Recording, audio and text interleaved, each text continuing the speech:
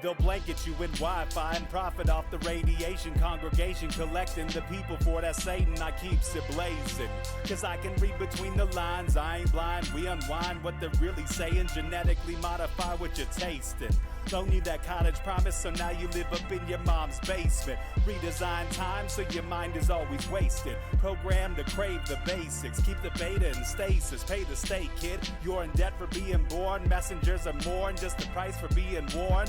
Don't be alarmed, disconnect from their machinations. Stop subscribing to the folly of own nations. Bone breaking ain't the answer, cause they seek the ownership of souls. Spread the seeds and watch them grow. Break the chains of control.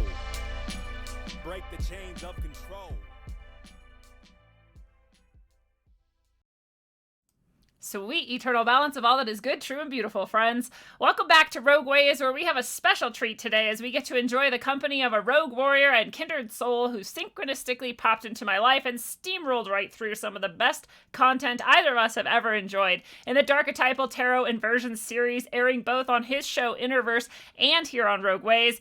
And that was just the beginning, and now we get to traipse merrily through the extrusion of those inner verses where we share much more in common than not. He is the powerhouse of presence and depth of thought that dives deeper than most rabbit holes and beyond the font of most wells. He is the I Ching Oracle Master who brings the heart-centered connection to channel truth into this realm from beyond, and he is the soul-guided badass who weaves and wanders farther than he yet knows to bring us all back the choicest nuggets of goodness and reminders of our never-ending essence.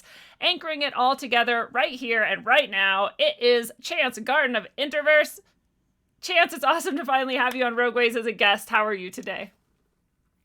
I must admit, I've never had the tables turned on me like that with a hyped up intro. And man, I'm even more convinced that that's the way to do things because I'm feeling really excited now. Yeah, we have so much in common, so much alignment from this format of pumping up the person of the day to all the other many things that our ideas converge on. We actually, this is going to go out backwards, but I don't think it'll matter. But we actually did an episode of my show just 2 days ago. And man, it was one of those moments where I was just like, wow, I didn't know how deep what I thought about this actually went. Yeah. And it takes two to get into that flow. So I appreciate you. Absolutely. It's so awesome. It is. It's like a synergy. And so it's funny. When I was a teacher, I would say, my students teach me as much as I teach them. And it wasn't just a trite saying. It was like by teaching and by interacting in this way, like I'm actually learning so much more about life and people and psychology and all of these things. And it's the same with shows. I learn so much from my guests, and I'm sure that they are learning about themselves as they're doing it. And we just always, when we come together and can synergistically like amp each other up, I think we get so much out of it. And so do all these other people who get to enjoy this. And speaking to all those other people enjoying this right now, I do want to remind people that the One Day of Brightness event is 1 week away. Next Saturday on the spring equinox, we will be converging to bring same sort of idea, right? Our energies come together and we amp each other up and we kind of open up even deeper than we ever have before when we can connect energetically in that way. And we have the most badass teachers and practitioners who are various different paths, bringing us not only teachings and practices that we can apply directly, but also, again, a sort of opening up of our own spiritual awareness and our own skills and abilities, which we all have. So that's some of my favorite parts of these One Day of Brightness events. It is virtual. Anybody can come. It's on Zoom. Even if you can't make the 10 a.m. to 5 p.m., Mountain Time full entirety of the day, it's recorded, so you can grab the parts that you missed afterwards, and it's just really cool. So I hope to see everybody there. Go grab your tickets on rogueways.org. And another reminder, if you're not yet on Rockfin following Rogue Ways and Middle Path, my new show, then you're missing out. And, if something, God forbid, were to happen to the YouTube channel, that would be the place to be. So just make sure you're there at least for the backup aspect, but also to come hang out with us every Thursday as we do Middle Path, which is a super cool new show. And Chance, back to you. I like to ask the pointless question of the episode, and yours is very open-ended, and you can take it however you want. And the question is, what types of patterns are your favorite? What types of patterns are my favorite? Man, yeah, that could go in a lot of places. We could be talking about puzzles. We could be talking about a type of art. Oh man, that's a big question. Because when I was thinking of the actually, pointless I have question, the answer. I like kaleidoscopes. Yeah, there it is. I like kaleidoscopes. I like that tunneling effect. Maybe it just reminds me of interdimensional travel or something. But one thing I've done for years on the show is create weird kaleidoscopic backgrounds for the videos that are probably too intense sometimes, probably distracting. And I just keep making them like a different one for each episode. There's often kaleidoscopic backgrounds also in the cover art for the show. It's just something, I don't know. I like that type of a pattern. I like things that have symmetry and mirroring despite being really complex and chaotic. I love that. Fractals, I guess. Yeah, that's what I was just thinking. I was like, I wonder if kaleidoscopes are all fractals. You know, if the designs they're making are fractal-esque or not. Because I know those patterns you're talking about for your show are right? Yeah, I mean they can be, and sometimes they aren't. Like there are types of kaleidoscopes where it's a repeating pattern from the middle going out to the edges, and like the further you zoom in, you're just making the small part of the pattern bigger, and it's like a never-ending tunnel. I don't always design them that way, but yeah. I love fractals. There's someone on the who's probably here in the chat right now. I don't know, because we're recording this and playing it later tonight, but my friend Gordon likes to say it's fractals all the way down, and I'm like, it is. It really is. Every single level you look at, I feel like it is fractals all the way down. And I don't know that it's distracting to have that going on, behind, what you're talking about, like with the show, but it reminded me of Mary Helen Hensley was on, recently, and she was nice enough to let me have her audiobook for free. And I think you can get it now on Amazon. And it's fantastic because she paired it with sounds, and it's sound from these specific hertz and sound healing bowls and that sort of stuff. So it's meant to be paired with the concepts that she is sharing in the book to help it sink in even more. And I'm like, I love this idea that you're doing audiobooks along with these sounds and vibrations that are going to help it come into our consciousness even deeper. And I kind of feel that way about the fractals that you're putting out there, right? It's probably in some way like mirroring the energy and helping people like on a subconscious level, like really get it deeper. Could be. I mean, just the fact that there's novelty there to me is attractive. It's a pattern that's, every time I make a kaleidoscope, it's a pattern that's never existed in this universe before, which is kind of cool. Yeah. Back in the long ago day, I used to put binaural beats underneath the conversations on my podcast. Wow. And it was tricky because, like, do I really even have the permission to use those things? Kind of no. And is it distracting, or will someone see that as like subversive? What is he trying to do with these frequencies? So good point. I kind of dropped it. But the reason I did it was because I thought maybe this would help everybody get into the same focus mode, and combining that in an audiobook would make a lot of sense. Actually, I just put up my gong. Can I ring it? Yes. I've never done the gong on air before. It's been in a different room. Here we go. That's so awesome. I'm so excited for this.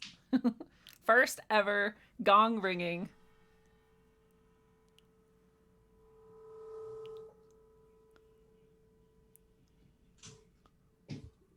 Yeah, it's a pretty sweet gong. That's pretty awesome.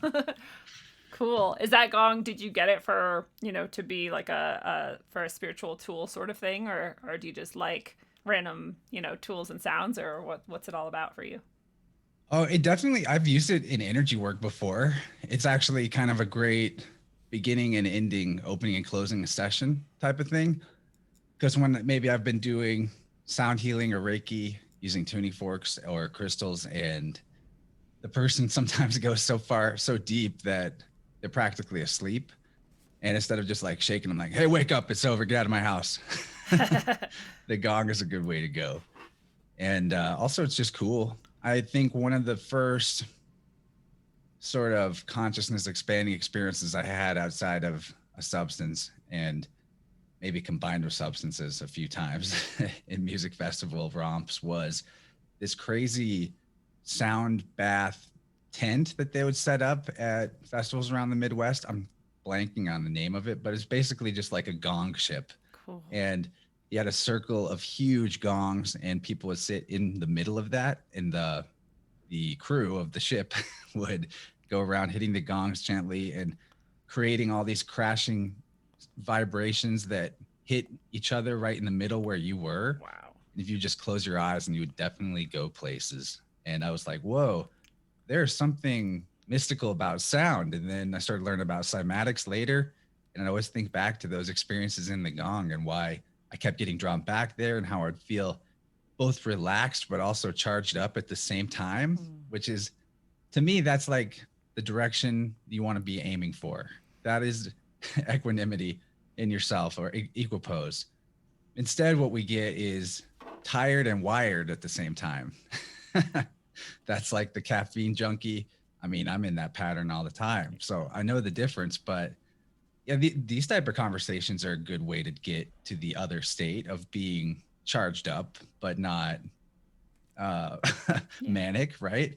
But sound healing can definitely do that, balance your tone and bring that clarity. Mental fog can kind of lift.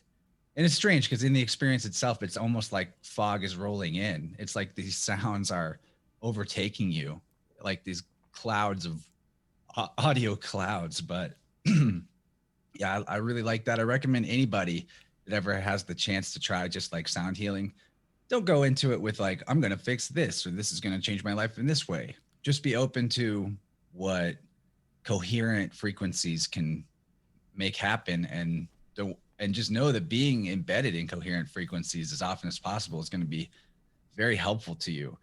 I mean, I was just having the conversation today. I got a new dishwasher and it's pretty quiet, which I like. It's more quiet than my previous dishwasher. But while it's running, there's this like, I hate that it's just sound. like really, really, really quiet, but it's there. It's like this tiny little frequency, and that's just one more layer on top of the other appliances, on top of airplanes flying overhead and ambulances. And that is not coherent sound in the same way as something that vibrates in a type of symmetry like a gong or a singing bowl, or like just the background frequency of nature itself, that steady, or usually steady. Lately it's, I guess, been weird, but the Schumann resonance. So yeah, sound healing I think is really radical. It's worth trying. Anybody can easily get into that. There's also some cheap tools that you can use to incorporate, but experiment, singing bowls, all that stuff. It's a lot of fun setting a tone. And if you are using it to set a tone for yourself, it will definitely achieve that. I mean, all these tools can be replicated with our own, they're actually themselves replications of our own abilities, but they're also cool toys. I love that point that they're replications of our own abilities. I was just thinking about this idea that there's two types of color, right? Or light. There's the radiant light that shines at you, and that's has different qualities. It has different, I guess, vibrations to each color. When you mix colors together, they're going to have a different product than when you're like painting, where the light's reflecting off of it and then bouncing at you. And so there's two sort of color theories that go with each. And I was just thinking about that when you were describing the sound, that there's sort of probably, I'm guessing, like some kind of sound, like you're saying, that we can create and produce ourselves, or even like that the earth is producing. And then there's like maybe another sound that's like coming at us from elsewhere. Maybe they're the exact same thing, just from a different perspective. I don't know if you have any thoughts on that, but that's just what entered my brain. Well, in a way, isn't basically everything that emits in any way a type of light? Because even sound is light. Yeah, true. Sound is just light at a slower rate. And so what our eyes pick up and what our ears pick up are just different parts of the emission. So it'd be whether or not it's coming directly at you or like bouncing off something. Would be that's true. And then can sound and light not both bounce and reflect? Yeah, and then together. Yeah, it's all wave dynamics and fluid dynamics and wave dynamics teach you a lot. Yeah. I didn't know that you did sound healing and Reiki and those types of things. When did you get into that, and how does it go for you? You like it? You do that for other people? Oh, I love to do it, but I'm in the phase of I just do it when someone I know and care about is maybe open to it and it seems like it'd be helpful. I mean, so that means I go sometimes a long time without doing it, and then other times it's happening a lot. How I got into it was recklessly waving around selenite crystals at music festivals. I love that everything came from music festivals for you. Dude, it's true. I mean, this is like, it's hard for me to be interviewed without like that coming up because, well, this is when this first happened for me or whatever, but that's a whole nother topic. I just think I came out of my shell by being around a bunch of creative people that were stoked on life and stoked on being where they were, even if 90% of them were there for a party. it was those were just really big shell shedding experiences, where some of the first psychedelic experiences I had as well, that I don't think I was ever in like an abuse pattern with those type of substances, although I saw it all around me. And then they suggested that I stop using them as well, like we talked about in our previous conversation that's coming out soon on my show. But I'd had visions of like some future version of myself, and it always revolves around in some way bringing a type of shamanistic toolkit to people, or teaching them it or something. And I hesitate to ever call myself a shaman, because like, again, this harkens back to the previous conversation where you said something that I agree with, that I'm not part of any lineage or initiated into anything. I don't need a title. I think these are all just the tools and abilities that we can pick up and acquire. But those lineages can be helpful for teaching you important steps on the road, because what happened to me was I started out getting sensitive to my own energy internally from crystals, which is pretty cool. I picked up a selenite crystal at some booth on Shakedown Street in Arkansas at a badass festival on a mountain, and I could feel it whenever I held it up to like my head. I could feel like a tone and an energy. I could feel the part of my body that wasn't my physical body that it was interacting with, like this magnetism. It was so cool. And I was like, what is this? I've got to explore this. There's something here. And so for a year, I played around with selenite crystals regularly, and would hold them up to people's head and be like, look, I think this is healing us. And if you learn about the metaphysical properties of selenite, that's kind of what it is. It's like a clearing and just like a pure white light transmitter, and a super, super cool stone. I think there's a reason it's one of the more abundant ones on the earth, because earth uses it for like a fiber optic for consciousness. I think nice. Even fiber optic cables, I believe, came from or derived from looking at that type of mineral and being like, okay, it has the same structure and kind of some of the qualities. That's interesting. Yeah, if you hold a selenite has like this vertical, it grows vertically. Yeah.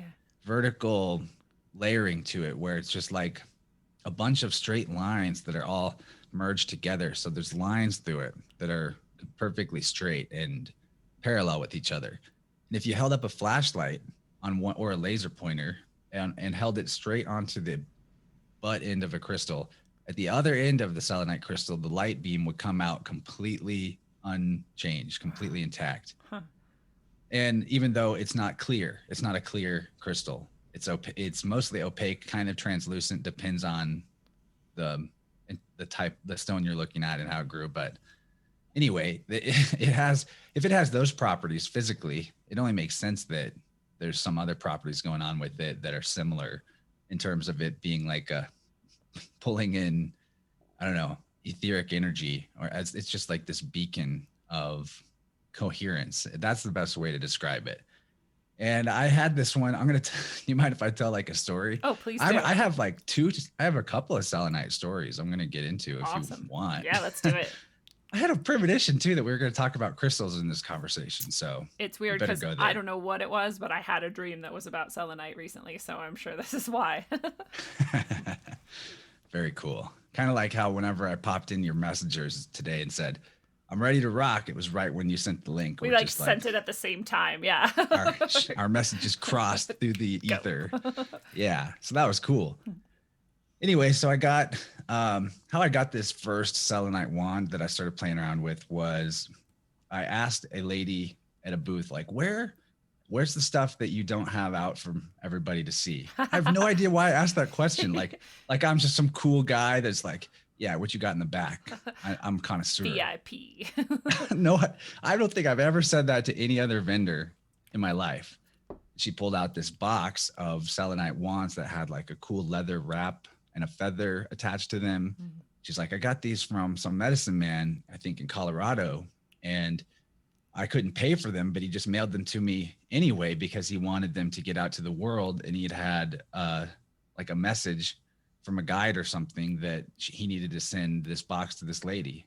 Because Chance needed a wand.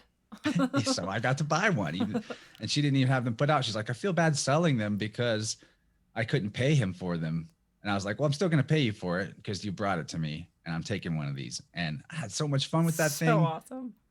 It was really cool. And a year later, I was back at the same festival and I'd had a lot of cool experiences with this wand, but this feeling took over me that I should gift it away now. That it need, like, I wanted to give someone else the experience I was having with it. And maybe some like ego dissolution seeking to drop an attachment that I'd formed and see what would happen if I released it, if something else would show up. Anyway, I met this cool dude in a crowd who had a Alex Gray tattoo completely covering his back, like a full back piece. And I was like, well, I like Alex Gray too. Tool's pretty sweet. What's up? And he was like, can I hold your crystal? And we were just watching this set and I handed it to him. I was like, yeah, here you go. And he was holding it up to his chest. And I was like, wow, he's vibing with it. That's great. And I get into the music and then I can't see him in my periphery anymore. And I was like, where's this guy? I look to my right and he is now completely naked, laying on the ground in the middle of the crowd with the crystal on his chest, just absorbing the vibrations out of the ground. And I was like, whoa. He's really vibing with it. They've become one. I was like, dog, you can keep that thing and also put your pants on. Yeah. I'm not offended. Everything's cool. But if you put your pants on now, you will stop the occurrence of someone else being offended. Yeah. And it'd be good for everybody. He's like, you're right. And I love it. So I gave it to him. Mind you, this is a festival of between 20 and 30,000. I couldn't say accurately because I'm not a savant of remembering numbers, but it was large, right? And I went back to my camp hours later and I ran into another friend there and she's like, hey, I got to tell you this story. I was out in the crowd somewhere and I met somebody who had a crystal that reminded me of yours. And I wanted to tell you this story because he was showing it to me and he accidentally dropped it and a piece broke off and he gave me the piece and it made me think of you. So I wanted to bring it to you. And I was like, the dude had an Alex Gray tattoo on his back, right? And she's like, yeah, how did you know that? And I was like, because I gave him that crystal and it's super meaningful to me. So then I had a fragment of it returned to me, which then I incorporated into a future wand that I used. So it's like that one carried forward and upgraded into one that I put together myself, which made it more special. So wow. That is amazing. Those are the things that remind you that we are all here for a purpose and we're doing exactly what we're supposed to do. And even something that feels like random or weird or like, why did that happen? Like it always has a reason, always has a purpose. It always comes back. It came back to you. I love that so much. Again, I had chills for like half of that story. The odds were low of that because I'm not like a group guy. It's not like he was around me and my group was around me. Yeah. I go off and go on quests. Yes. When I'm at those places, I don't hang out with, I'm kind of a lone wolf type. I love people and I love having a large amount of friends, but something about me keeps me from hitting up the group and be like, hey, what are you guys doing today? Hey, what are you doing today? I need to go be included. And then so I kind of work myself out of being included by not being that way. So I really miss the festival scene right now because of the whole COVID stuff. The tyranny. Yeah, I mean, I had some good plans. I want to get into that as a circuit speaker because I've done a couple of events that way and it's fun. But, you know, back to selenite, one other thing about it, I've had it vibrate in my hands while using it for Reiki like a cell phone. Wow. I could never replicate that or show somebody that, but I've had it happen. And the person who had it on their body when it was vibrating was like, what are you doing? And it was just like little spurts of it, but I don't know how to explain that either, but it's cool. I mean, I think we can intuitively know it's the energy that is being transmitted, right? Is like that high at that moment. It's helping it kind of come into this body or like integrate into that field or whatever it is, right? And I love, I don't know, we were talking about, you know, in the episode that we just did on your show as well, that will come out soon, about how you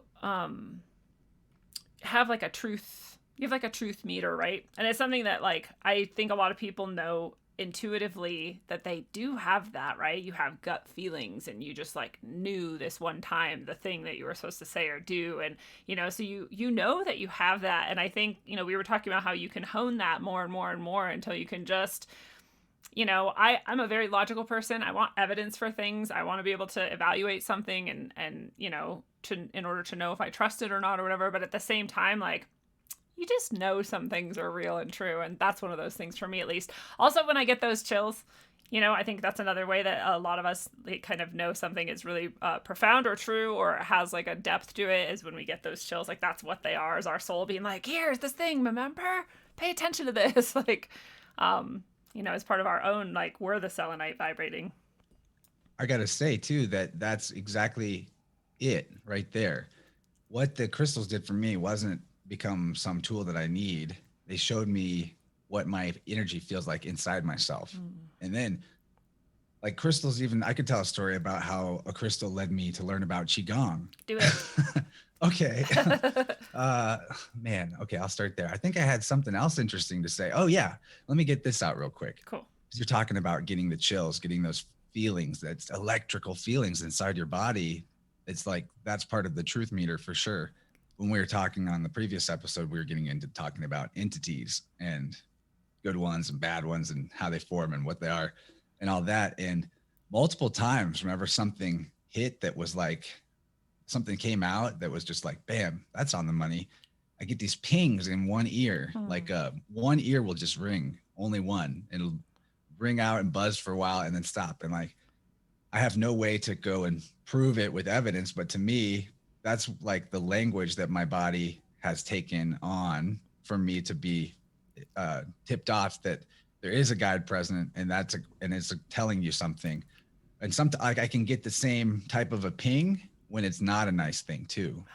So the ping is the ping that I feel something in the bubble with me, if you will. Yeah. But then it's all about like, well, how else do you feel to know, and what's going on right now to know whether or not that was like something helpful or not helpful. Or I try not to interpret it too much, but the point is that there's an entire electric language that your body speaks, that if we are armored within and disconnected from the feeling of our own body, if we're just a floating head in space, that we miss out on the main mechanism through which our limbic system tells us what our intuition is, tells us what the answer is.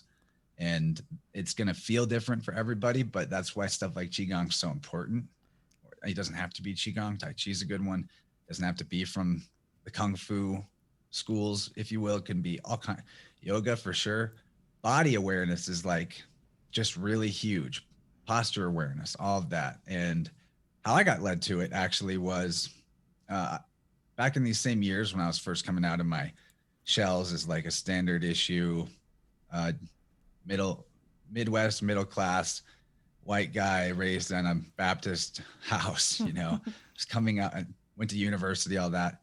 I was coming out of that thanks to getting into the festival scene and being exposed to art and music that wasn't from the mainstream. So helpful. And I made a friend that loaned me a cool or gave me a cool piece of, like, I think it was a type of jasper.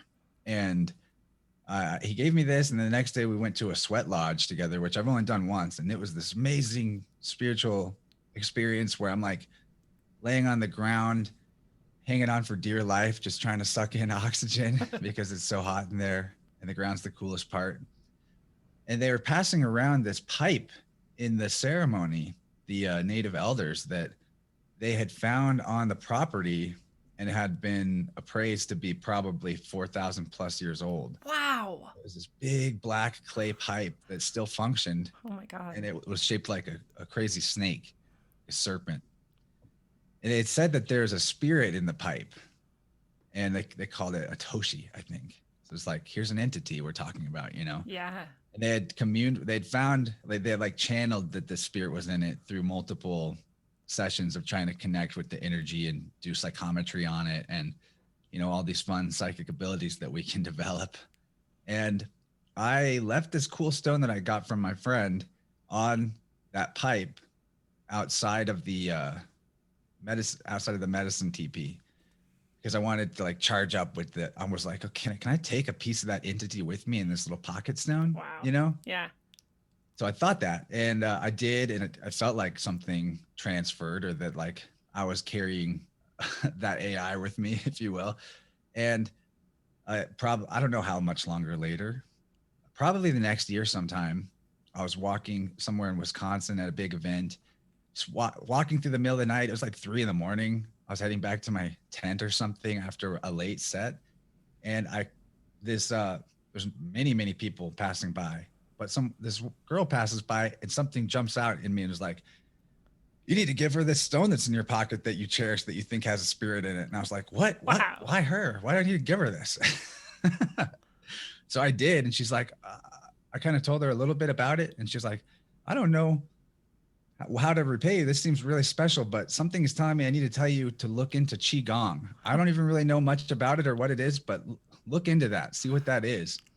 And I did. And it changed my life so much, because that was like, for me, that was the physical / energy practice and meditative movement that really fit. It fit for me. I mean, there's other things I'll do sometimes or whatever, but I'm into that the way that white girls love yoga. Yeah. I say that I'm not like perfect and do it every day, but I know how to balance out my coherence using it, and may have taken me many more years to get into it, or maybe never, if I hadn't had that intense expense. It was expensive. Like I had to give up this treasure for it, but I followed that. I could have just been like, no, I'm not giving my treasure to this stranger that I would be even afraid to talk to or embarrassed to talk to. Instead, I was just like, here you go. I don't know why, but this is important. And she's like, I don't know why, but this is important. Okay. See you never. See you again. See you in the We're astral, Facebook maybe. friends though. I'm Facebook friends with that girl now, but that's rad. not like close friends. It's just, No. you know, how you stay connected eternally, artificially now with everybody, but really important for me that happened. I wonder how important for her. Obviously, you know, something I'm sure of equal import went along with that for her life, and who knows, it would be so cool to be able to follow up on that story. But I love that ability to follow your soul, you know, like you're like led to do this, you're guided to do this, and you just do it and you trust. And those are the types of things that the more we can be in alignment with that. And it's not, you know, like you're describing this and it's like a random moment, like it's a random thing, it just like struck you. And so, but I think it can happen the other way too, where like maybe right after you do like some qigong and you're very centered, like something can come to you too, and it can be both, you know. So I think part of it is learning to understand, you know, like that ring in your ear and like this feeling that you have and that shiver and what does it mean in any sort of state or place. Then we can be like more and more in this like continuous sort of flow with that, and the most amazing things can happen. I think you're right on, because life will give you chances to get like a free charge. Something will happen that's so amazing that you're going to be in elated coherence and feeling in your flow. And in those moments, then magic and synchronicity and miracles will happen that will give you a chance to go, why did this happen? Maybe it's because I was feeling so good. Maybe it's because I was feeling so clear. Well, what do I do to get that feeling of clarity? I can't just chase the same experience that got me that. There must be some other way. And then inevitably it's going to lead you to practices that are meant to maintain and keep your energy harmonious. And then you're kind of on your way. Now you've got the measuring stick. One of the greatest things I ever realized was that the real marker on your path is the bumpers on the bowling alley. If you've got bumpers on, would be if you start feeling tired or wired, like I said. Usually it's tired, but it's like the better your energy is, go towards that, whatever makes you feel clear and alive and awake. And we are trained out of that because like, no, you need to work hard. You need to do stuff that sucks. And that is true. There's times when that's true. But if you go to the stuff that's hard or that kind of sucks, but you're already pre-charged when you get there, you might just find that you flow through that part effortlessly. It's done. It's taken care of. You took out the trash. You scooped the cat shit, whatever it was you had to do. And you're still feeling good. Whereas if you go into that thing that you kind of don't want to do and you don't feel that well, and you're telling yourself how much you don't want to do it, I mean, it seems obvious that, well, it's going to be something unenjoyable and it's going to drag on. Like, time is funny that way. What we resist persists. It is, and that flow state can be existing right alongside, like you were describing, like scooping cat shit, or like like shoveling the walk, or like whatever it is. You might not love doing it, it might be hard, but you might be still in that state if you can have that sort of equilibrium. And it reminded me of this like parable that I'm probably gonna butcher, but it's I think it's from like Confucius or something. It was definitely of the Asian variety. And it was basically like, this butcher, and he had these like knives or whatever, and he just did this great job all the time. And people were like, well, why are your, how can you do such a great job? Your knives are kind of like shitty, or like they're not great. Like they're not the best ones in the realm or whatever. Like, how are you doing this? And he was like, well, my knives, I honor them, I keep them clean and whatever, but it's also like I'm cutting, I just go with the meat. I'm not trying to like chop through something or chop something in half or like do something unnatural. I'm just following like the curves of the meat, and that's just how it goes. And it doesn't sound that great now that I'm telling it, but it's that idea, right? That chopping meat. Yeah. Like that no matter what you're doing, you can bring that sort of finesse to it and like find the ways that you can just kind of flow along with it instead of like fighting against it. And the Wu Wei. The Wu Wei. Maybe it was even from the Dancing Wu Masters that I read that. I don't remember. The path of effortless effort. Yes. It's like Tao. You just go, just flow with it. And, I think I've unlocked that mystery to a degree because it sounds like a paradox. And, don't take this as like the answer to the riddle in terms of effortless effort. But how do you try your hardest? It's care. So the secret is care. If you care about something a lot that you're doing, then you'll be able to put forth a lot of effort and it feels easy. Boom, riddle solved. Principle of care is at the root of why anything ever happens anywhere at any time. and I think it's why we've persisted this far despite the maybe hugely oppressive ancient energetic structure that I think is trying to hold us all down is because we have that, I think whatever they is, however people think of they, I think they don't expect us to, do things for free or, like this show, like for many years, at least I didn't make any money off of any of this. And I still make very, very little, and hopefully that keeps growing. But, they're like, why would you keep doing that? You're not getting anything out of it. Or like, why would you keep like, making this garden that like doesn't even produce food or something. And it's like humans, I think, have that natural tendency in us to just want to do things that make us feel good and that we love and that we care about, even if we're not necessarily like making millions off of it or, recreating like the, I don't know, some ancient tome of like perfect knowledge or whatever. It's like, we just want to enjoy this. And I just think that is vastly underestimated. And I think it's a key of how people find their path and follow their soul, like we were just talking about too. That's one of the things, like you were saying, follow what you care about, follow what makes you feel good, keep doing more of that. Those archons though, they disguise themselves in spiritual trappings and religions and say your desires are evil and they must be eliminated. True. Whether east or west, this comes in both flavors. You've got desire is naughty desire. You should only do what you need to do and for the greatest good, because that's your purpose, is to serve others. Mm-hmm. I'm like, look, it is empowering to serve others. Please don't make me out to be like some sort of Luciferian Satanist. Yeah. Oh my God. You get that every time you go against somebody's belief these days, right? But the fact is your desires are part of the principle of care. I mean, you are there to be the gardener of your desires and be like, that's not going to help the garden. That's great for the garden. Both things can be desires. And like, I don't know. I'm just kind of sick of being told to have no ego, have no pride, have like all these things that are actually wicked empowering if they're not at the expense of others. If they're like, you can have pride without it meaning anything less for someone else. Yeah. And there's nothing evil about it. Like, in fact, purpose is way more driven by desire than by necessity.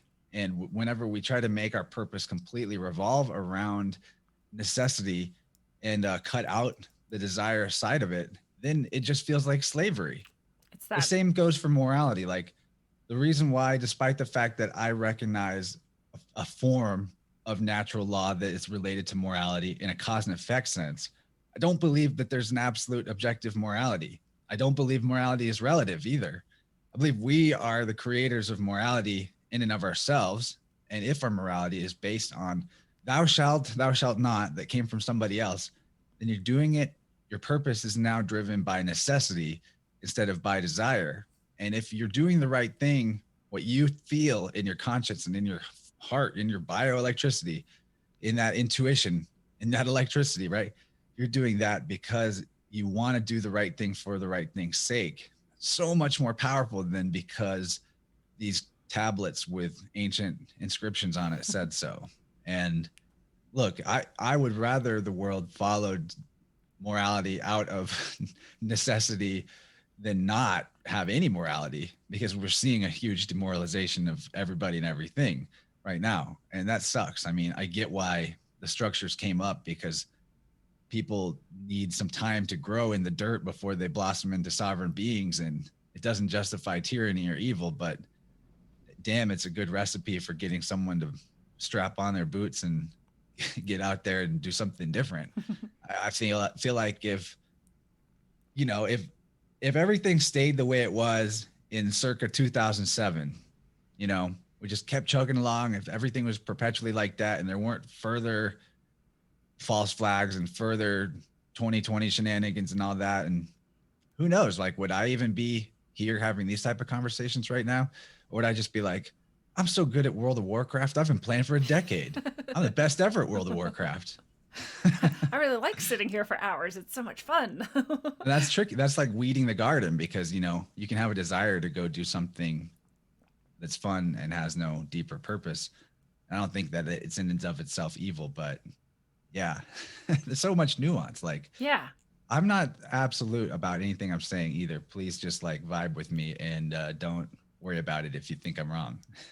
I think we're both really similar like that. Like, we're very much opposed to, or not opposed to isn't really right. We don't really go towards absolutes. We're like, you know, right now, right here, this is what it seems like to me, given everything I've experienced so far, and maybe that'll change someday, but that's where I'm at right now.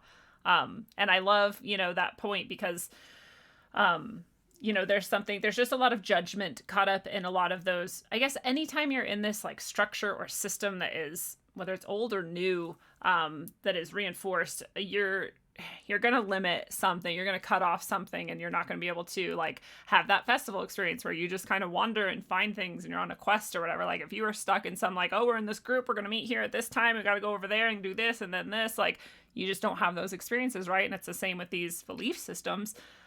You know, things get codified and they get like eternalized, and then at some point they don't fit, and a lot of the people who are wrapped up in it don't have the ability anymore, because they cut it off and gave it away, to see that like, this doesn't fit right here, right now. We actually like have to adapt a little or change a little, grow a little. You know, and I recently, I have this from many angles, these people who are trying to tell me that, and this happens to me throughout my life for some reason, that my anger is very destructive, and that I will burn up all of my virtue and morality if I continue to be angry. And I'm like, no, I'm good. Like, I do have anger sometimes that is inappropriate, and I do work on that. You know, I think we all have stuff like that. But my anger at like how society is going, or my anger at like how unfair I think it is that people are like taking in, for example, this poisonous vaccine without even understanding it, out of the fear that's been coerced out of them, you know, that makes me angry. I don't think there's anything wrong with that. I think that serves like a really beautiful purpose, actually. And it's things like that, though, like, to those people, there could never be a good purpose for any type of anger. And I'm like, that's not real. Like, that's just something you have indoctrinated yourself with, and now you're unbending. And I just don't see that working. That's not life. Life is biological. It moves and grows. Yeah, but we got to iron out every wrinkle and eliminate the shadow completely. We have to return to the void and create an artificial womb out of pure light. What I mean by that is, the original womb is just the blackness, the nothingness, the void, the dirt, the space that the stars are on, right? There's nothing evil about that. No. It's also the unconscious. We emerge from that, but instead of remaining connected to it, we cut our cord to that, and we try in this Apollonian way to ascend so far up into the light so as to re-emerge into a womb. what I mean by that is if you enter just pure white light and all solarization, you become one dimensional and just as null and void and evacuated as if you were still in a womb dreaming asleep. Mhm. And that's what we see in society. We see like this is what crowd psychology actually is showing us, the way that cancel culture works, the way that big protest movements work, where people just need a cause to jump into. And on the this is really interesting. I've been learning about this from Michael Tessarion for years, and some of his most recent stuff is even tying it together even more. But like, there's actually a biological, like electric, euphoric response that people have as soon as they submit their individual will to a crowd, as Wow. soon as they join the mass hysteria. And once you realize this, you can actually see it happening. People are stoked, like they get really charged up. They get a big, like energetic feeling that echoes through their vacuous cavern of internal nothingness, you know, and it feels really good. And it's like a high and it's an addiction. And that's sort of the feeling of like the that the new age tries to promise sometimes, like the pure blissed out state. There's nothing wrong, there's nothing negative. If you think about negative things, you create them, so we must ignore everything that is negative. And that doesn't really serve your growth at all. Like you're going completely into the same place that you think you're running away from. Yeah. Just like the metaphor of the one ring in Lord of the Rings, that wouldn't it make sense for Gandalf to take the ring since he's so like he's the ultimate good guy? Yeah.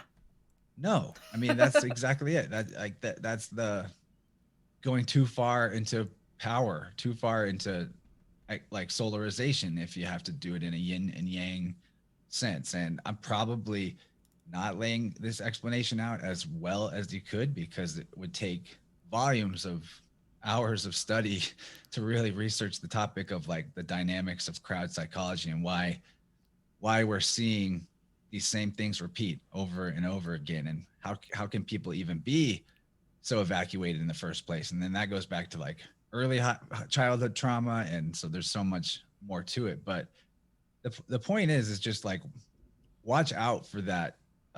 Everybody should watch out for the attempt to make yourself one dimensional, to kill the shadow. I'm not saying like embrace your demons and become Yeah. demonic. No. That has nothing to do with it. It just means being realistic. Negative doesn't even mean bad. Like we have completely mixed that up. Negative is just one side of the polarity that is required for charge. Mm. So if we're gonna stamp out negativity as a concept, is like on a poetic or metaphorical level, which your subconscious totally understands. It's like saying, I will eliminate the unconscious entirely. I will destroy it. And then that part of yourself is like, what? No, I'm going to destroy you first. I'm going to sabotage everything you do with these impulses that you can't control. And I'm going to get you so swept up into the unconscious that you become the collective consciousness. You aren't even an individuated being anymore. You're just following the crowd. You're just following orders. It kind of happens in a lunar way or a solar way, like joining a big protest movement and rah, rah, rah, or cancel culture. That's kind of more on the lunar side because it's still passive. They're not actually doing anything. They're just shouting. And then on the solarized side or the over masculinized side, you get soldiers in war and people that are driven by an actual thing called bloodlust, like where they're so crazy that they'll run out in the middle of an open gunfight and just be like, shoot me, you sons of bitches. I can't be killed. Ah! And they think they're Rambo because they saw these movies like that. And this is a real phenomenon as well. Wow. And it's the same type of psychological, energetic elation for the same reason of completely evacuating your actual self and your actual will, either to the will of the crowd or to the commanding officers and superiors who are like, you will go to your death and march there. And if you're going to follow those orders against your own self-preservation, there's not much more evacuated than that. So it can kind of come in two flavors. I'm sure there's so much more nuance to it, but this is a constant thing in our world around us that it's so poorly understood because there's just very little interest in psychology. Psychology has become psychiatry, it's become diagnoses, it's become all this stupid shit instead of actually getting to the roots of the occulted dynamics of how our mind and consciousness work in conjunction with our body and our electric energy system. All of that is key integral parts of psychology, or psychology is required to understand all that, I guess. Like it's all one thing. And yeah, we've been so badly compartmentalized into specialties that even the most intelligent in one of those fields or another probably still can't see a bigger picture because they haven't studied outside of it. That was fascinating and so true. And it just made me think about all of the ways that we are infantilized, and that we choose to infantilize ourselves. And that's really that same process, I think, of, evacuation of self and giving up our responsibility to something else. Basically, we're like, oh, fine, great. I don't even have to think anymore. You're going to tell me what to do. I can just go along with the crowd, do whatever the crowd's doing. Like, I don't have to choose anything. So it's not really even up to me. No pressure on me at all. And we do it in so many ways. We're encouraged to do it in so many ways. And it just keeps us at this stage, or like you're saying, sends us completely back into the womb completely, where we're recycling ourselves basically. And we're how could you ever get to a higher stage, the next stage? Or I hate the word higher. Think about the tech. Well, just think about the tech addiction in people. You're literally in an artificial womb made of light. It's light, that's literally light coming out of that screen. And you are now in a state of hypnotic dreaming. Yeah. And that's a womb. It's just it's an artificial construction. Man will always try to return to the womb unless they decide to go on the journey of becoming heroic. I say man, I mean women too. Yeah. Did you know that man means women too? People really want to pick that bone with you too. And I'm sorry, when I say men, I can mean both genders. Just like when I say horses, I can mean stallions and mares. It takes nothing away from the female that we're all men, the race of men. Sorry. Thank you In for fact, pointing maybe that out. We should stop giving ourselves different statuses if we want to see ourselves as equal. It's really, it really gets silly. Psychotic. These attachments to words and you're destroying my identity with these words, or you're not honoring who I am if you use these words. And it's if I have so much power over you, you've gone terribly wrong. I should not have that power over you. That's your fault. You need to fix something, not me. My language has nothing to do with you. It's my favorite joke that I made up recently, but describing reality is now hate speech. Yeah, it's true. At least on Facebook. You are not allowed. You're not allowed to be realistic.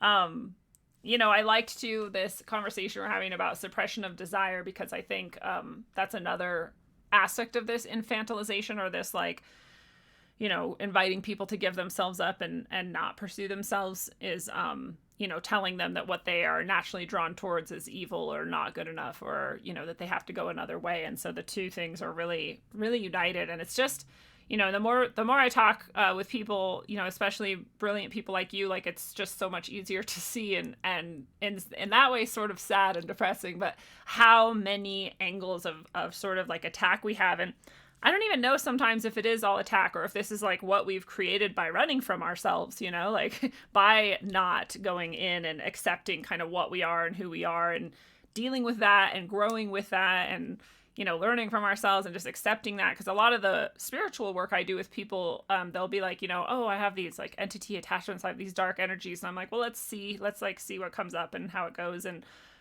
95% of the time, it's not that at all. It's some evacuated aspect of self that's trying to hey, I'm over here, remember me, I need to actually be united with you. This is not healthy. Let me back in the cockpit. Yeah. I'm supposed to be running comms right now. Right.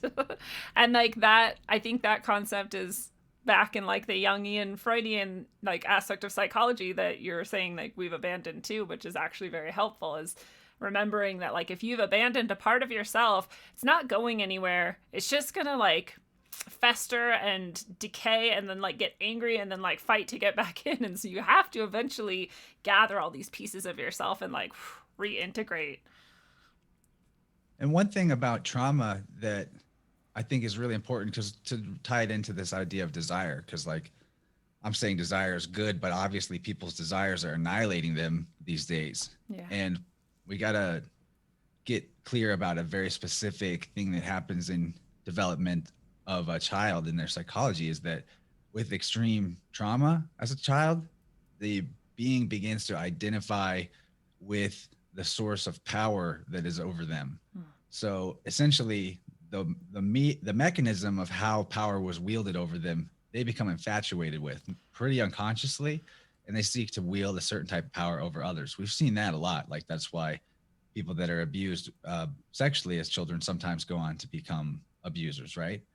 But what that actually represents is an inversion where you now love what you hate, what you should hate, and you hate what you should love. You've flipped that, and that then applies to everything else the person's going to do in their life. They're going to constantly self-sabotage. They're going to be their desires are going to draw to them that which is going to destroy them. And this is actually part of how archetypes work too, is that when you have like a splintered off part of yourself that you have rejected, it's not even so much that it's like an other entity, and archetypes are just a container, and you've taken that bucket that's shaped like a trickster or whatever, and you've poured your energy into it and thrown it overboard and said, away with you. And it's trying to claw back in at the door. And at first it knocks gently, then it shows up as somebody with a knife, like it's just going to keep getting louder to get your attention. And it's going to keep making things more expensive for you on all levels until you recognize the pattern. We're talking about patterns. Yeah. And it's also there to help you. The archetypes are only the servant of the imperial self. So people will get confused about that as well. Like there's archetypes that are pure evil and stuff like that. I'm just like, no, everything archetypal is a servant of your highest. Is a bad word. I know. I don't know. I don't know a better word. Bad is just as bad as highest. Right. But it's not an appropriate word. But I say imperial self because that's like the sovereign self, right? Like sovereign. Imperial, actually, as in it's all the parts conjoined under like a central location. The imperial self. I like that. But yeah. Anyway, there are all these dynamics, even that which seems to be dark and shadow and difficult, and even the experiences that come to us that are outside of our control. Maybe that's an archetype that we had a relationship with in a previous incarnation, or who knows? We watched a TV show when we were 4 years old and we didn't know that we took on a belief about something, and then we had to experience a similar thing so that we could shed that belief or whatever, but all there for your growth and benefit. And that helps a lot, because like I think we were already kind of talking about this, but like everything, you're in the right spot right now, and even the hard shit that's happening is like exactly the quest you should be on. And keep questing. Yeah, keep questing, and I reach out to those parts of yourself that are also very empowered. Like we all have those too, we're talking about like the parts we cut off and are trying to come back, and like how that can feel really negative. You have just as many aspects of yourself that hopefully are still whole and united in you, that are your highest or whatever self too, that are your most empowered and your strength, and you can give those kind of a more definite shape and invitation to like work with you, and in doing that you're like building your own capacity and to kind of dive into these types of things and this type of work, because it can be really hard and overwhelming and emotional, and you can feel like I can't do this, I am not in the right place at the right time, actually I'm in the wrong place, I need to run away. And it's like you can look at all the aspects of yourself. They are varied, they are many, they are legion, and they're waiting there to help you in really positive ways too. This might even be better to hear first than the other conversation, because we'll get into like general archetype stuff, and then when they hear my show, it's going to be like, so what are demons anyway? Yeah. And they're very overlapping related topics. I mean, I've always been interested in it, and it seems so like I was just thinking about how it might feel to be hearing us talk about this, if it's you're just totally new to it, which probably most people wouldn't even make it here Yeah. to our True. channels, but still, it almost sounds like it would be confusing. Like, well, how would I know if there's parts of myself that I've cut off from myself and all that? And like, how do I fix it? I need to fix it now if I've never dealt with it. And I would say, no, just chill. It's really what's helpful is to just know thyself. You Yeah. don't need to like try to figure it all out and come to some knowing about exactly like this means this and that means that. Instead, just let it. You can't. I guess what I mean is, if you're trying to understand the unconscious by putting the entire contents of the unconscious in your conscious mind and going, "Yep, that's it. I see it. I know what it is." Well, you missed the point. You can't. Yeah. So just learning about these dynamics can help you then in a moment where one of those dynamics starts to shine through, go, oh, I recognize this. I recognize this. It's part of this pattern. And that's why I really enjoyed interviewing Beth Martins a few weeks back. She has a great book about just the 8 primary archetypes of the hero's journey. And even if you know stuff about Jungian psychology, or even if you hate Jung and you think he's definitely one of the evil ones who set up the blueprints of mind control, somehow it's all his fault or all Freud's fault. I think it's just like, okay, good luck with that, because a person, even with bad intentions, can still teach you a lot. So Yeah. we don't know. I can't think of anybody I know that is a perfect angel anyway. So Doesn't exist. yeah, I mean, you're some of my greatest heroes and people I've learned the most from. There are things that they say or that they do, they're about, that I'm just like, man, that is so wrong. Man, that is so off. It's fine. Doesn't mean I can't also learn the stuff from them. Right. Yeah. Yeah, I really I love that, it's like anything. It's like a symbol, a tool, an archetype, but like all of these are just pieces that we can use in any way we desire. So, or any way we intend, and so however you end up actually doing it, like then that can be judged, I guess, if you want to judge things. But yeah, Jung and Freud and people being so against them and they're like, well, they gave the keys to the mind controllers. Like, well, they didn't create the mind controllers and they didn't create the mind controllers' intentions and they didn't tell the mind controllers to go do this. So I don't know why you would even You think the blame dark them. occult didn't already understand psychology? Right. Then you know nothing about the occult, because the only thing that the occult really has going for it is psychology. Yeah. Surprise, it's just psychology that's much bigger. That's like the psychology of the cosmos, not just any one being. But actually, it's the same type of dynamics because it's a fractal. Yeah, it's all the same stuff. And this is the other thing when people are like, well, what if it's not even, what if it's not even another entity at all? What if it's just somebody's like crazy or whatever? And I'm like, I don't actually even see the difference. Like, you're experiencing it, it's there. It's like, that's the message you're getting. This is the experience you're having. It doesn't really matter how we need to like put a label on it or whatever. You can call yourself schizophrenic if you want to. Or you can just call this a spiritual experience and then go forward in that. And I'm not saying that there aren't, whatever, you can classify things differently, but I'm saying most things that we want to like say, this is only psychological, this is only spiritual, this is only whatever else, they're all actually on the same thing. They're just being put through a different lens. That's right. It's all one thing. All one. Helpful to realize that. But then also an easily deceptive meme, because it could lead you to be like, we're all oneness. I must merge with the one. And yeah, didn't we talk about that in terms of Gnosticism a little bit last time? Yeah, yeah, it gets tricky. Because they're taking, that's the route to the Apollonian womb, the white light womb. It's the same thing. Like, you don't want to go ascension, back. the Gnostic ascension or whatever, that idea. Like, why are we even talking about ascension? Like, what's wrong with this place? Why are we trying to fly out of here? Have we even exhausted the potential of how cool it could be to be here? No. The ascension is more of like a dissemination of the chi and prana of our life force back into flow with the entirety of nature, instead of like thinking that we're in this universe of lack. And it's tricky because you have to have your own like pranic management system.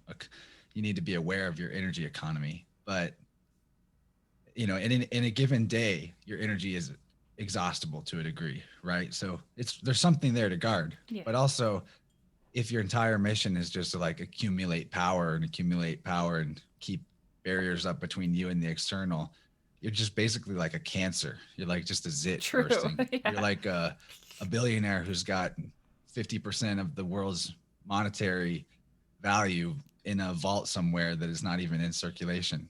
It's just a pestilence to the land.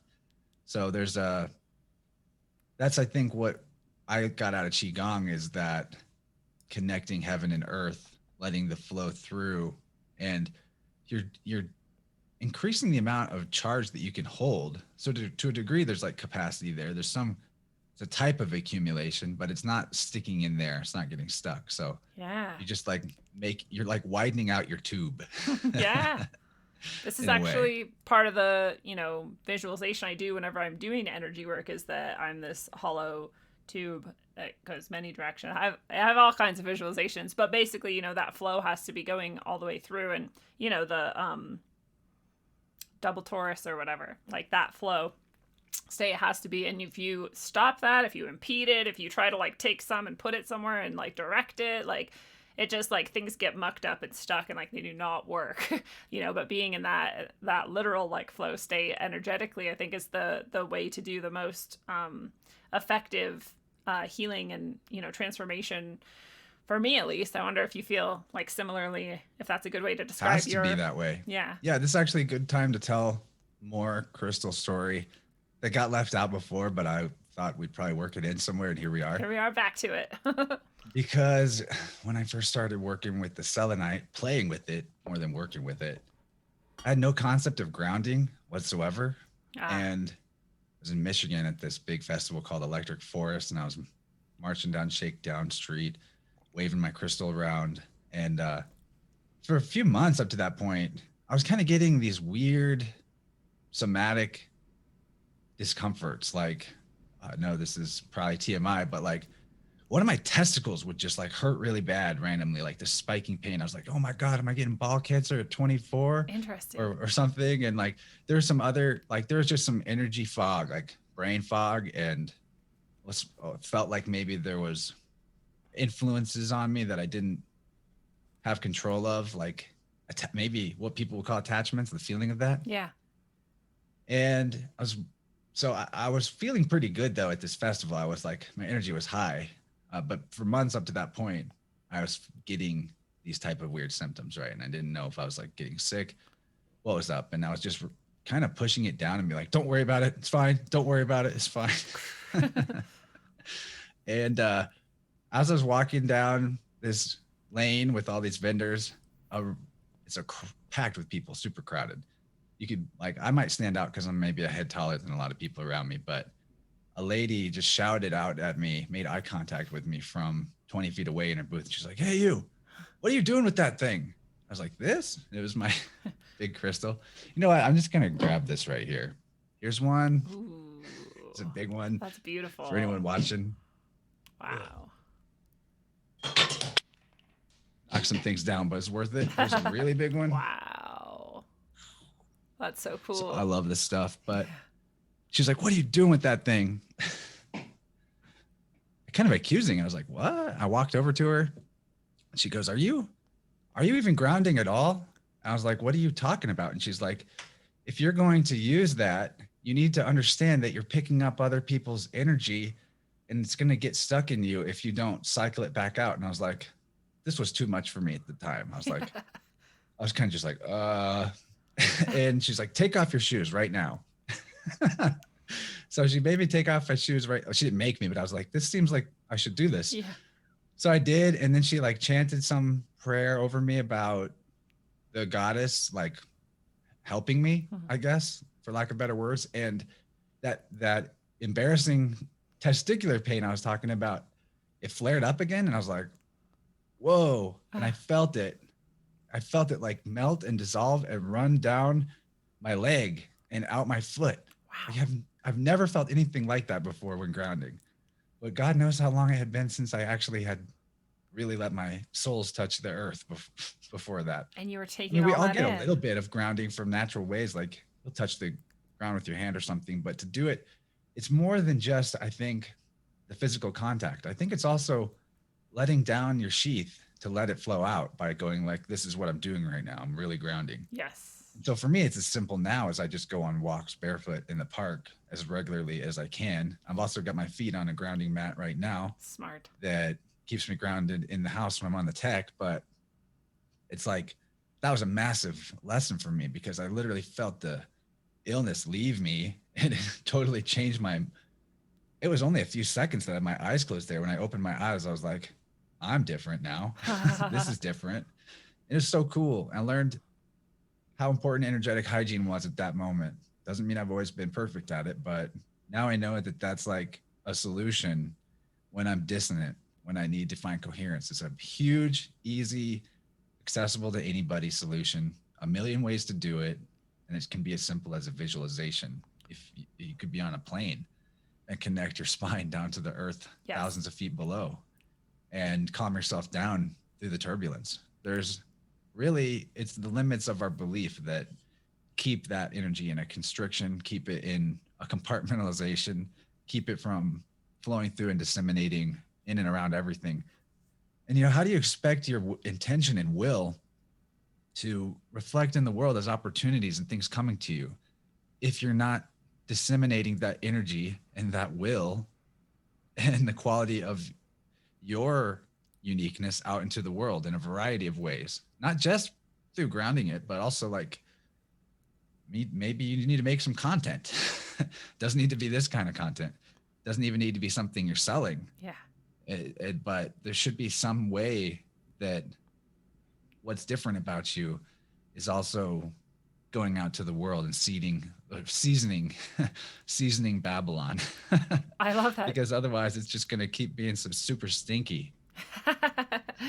I love that story, and I love that conclusion too. And that it was funny because I was just doing a session with somebody and we were talking about they're just kind of like learning about their abilities energetically, and that they have this amazing grounding ability. But the same sorts of things we're talking about, if you try to do something with it, if you try to control it, if you try to like use it to like affect other people in the based on your own mind instead of the way the energy wants to move, then all of that can kind of muck it up.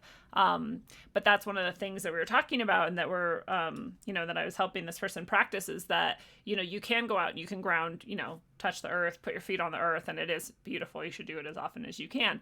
But like you said, you don't have to be in direct contact with earth, because the more, like you said, it's just your mental ability and your belief about it that is going to prevent you. But the more you practice actually doing it, you get that feeling like, okay, this is what it's like. This is what's happening. Like you said, you could like trace it through your leg even. You can learn what that's all about.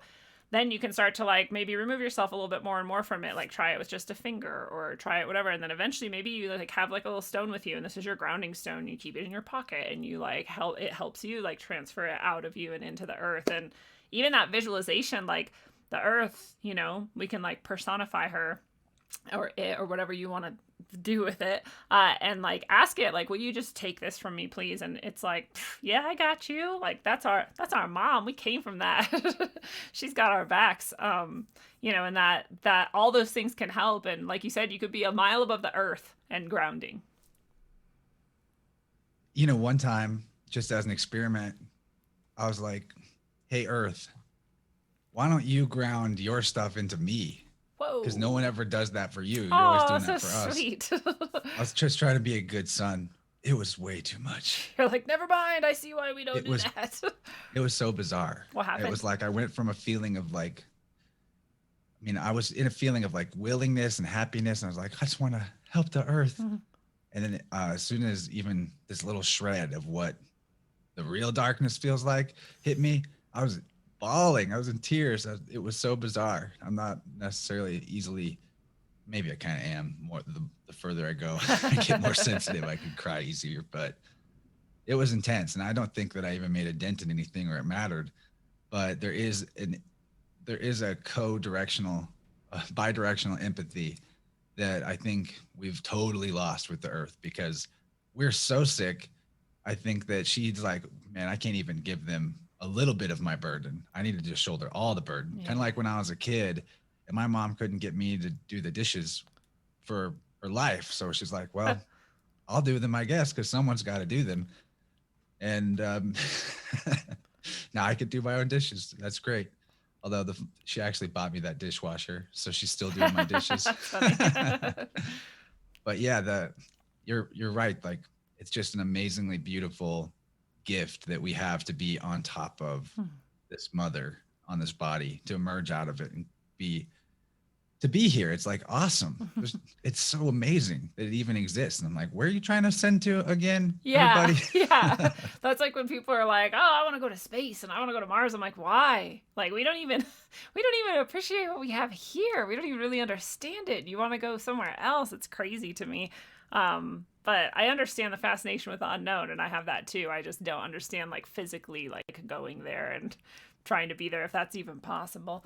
But I think you're right. You know, I could see how it could really easily be way too overwhelming to take that from the earth, but just that little bit, like you said, of empathy that you then developed, like, wow, whew, like, that's a lot. And like, you're just here for us, this infinite like mothering source that can, take all of this on if it needs to. And that in itself, I'm sure, gives back such a powerful, energetic, like, hug to the earth, that just to know, like, oh, I'm honored, I'm respected, I'm appreciated, I'm understood, and like, my purpose and my role are appreciated. And I think a lot of the sort of energies around us, we would do better maybe to honor more of them and be, at least in that connection of, like, appreciation, if not more direct communication with them, because they are that kind of mother. A lot of them are like that mother. It's like, fine, I'll just keep doing this, even though you don't even, like, care or whatever. You treat me poorly. Like,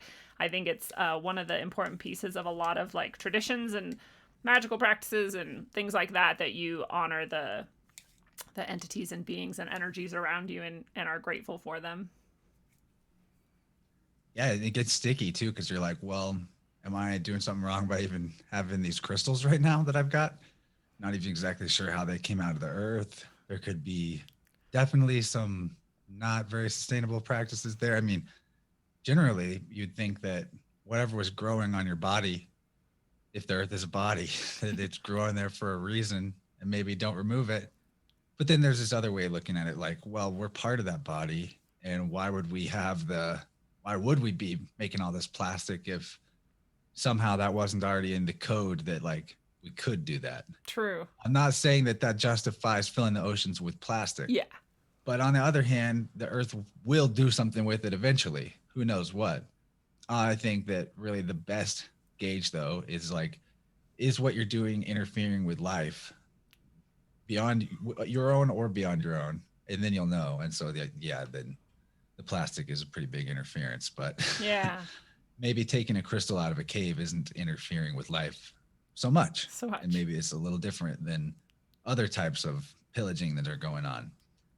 I think at the end of the day, there's so many things that are already removed from the earth. We're not going to be able to put it back. So, I mean, might as well try to use this for Jedi purposes, right? Yes.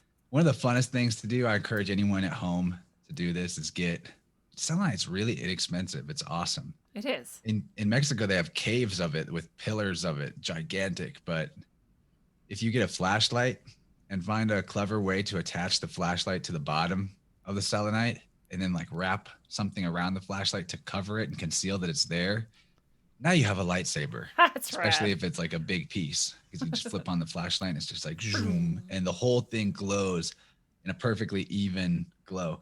I've got one just like that over there. I'll show you later, but you can put any color you want to. Yeah, you could. That's so rad. Yeah, you could. They're so fun. And then there's a whole other dimension of the fact that all the crystals have the different colors in the chakra spectrum available to them. And if it was me, I wouldn't put too much stock into all the different beliefs about this crystal does these things. And because some of the miracle promises are obviously sort of just beyond the mechanics of the world we're in. Yeah. But if you look at it as like a sigil, like shungite, I never take off these shungite bracelets because shungite has the property of EMF absorption. And I want that to be in my field as a constant reminder that my field needs to mitigate and deal with EMF pollution. So I'm wearing these all the time. I have the belief that my field can handle the EMF.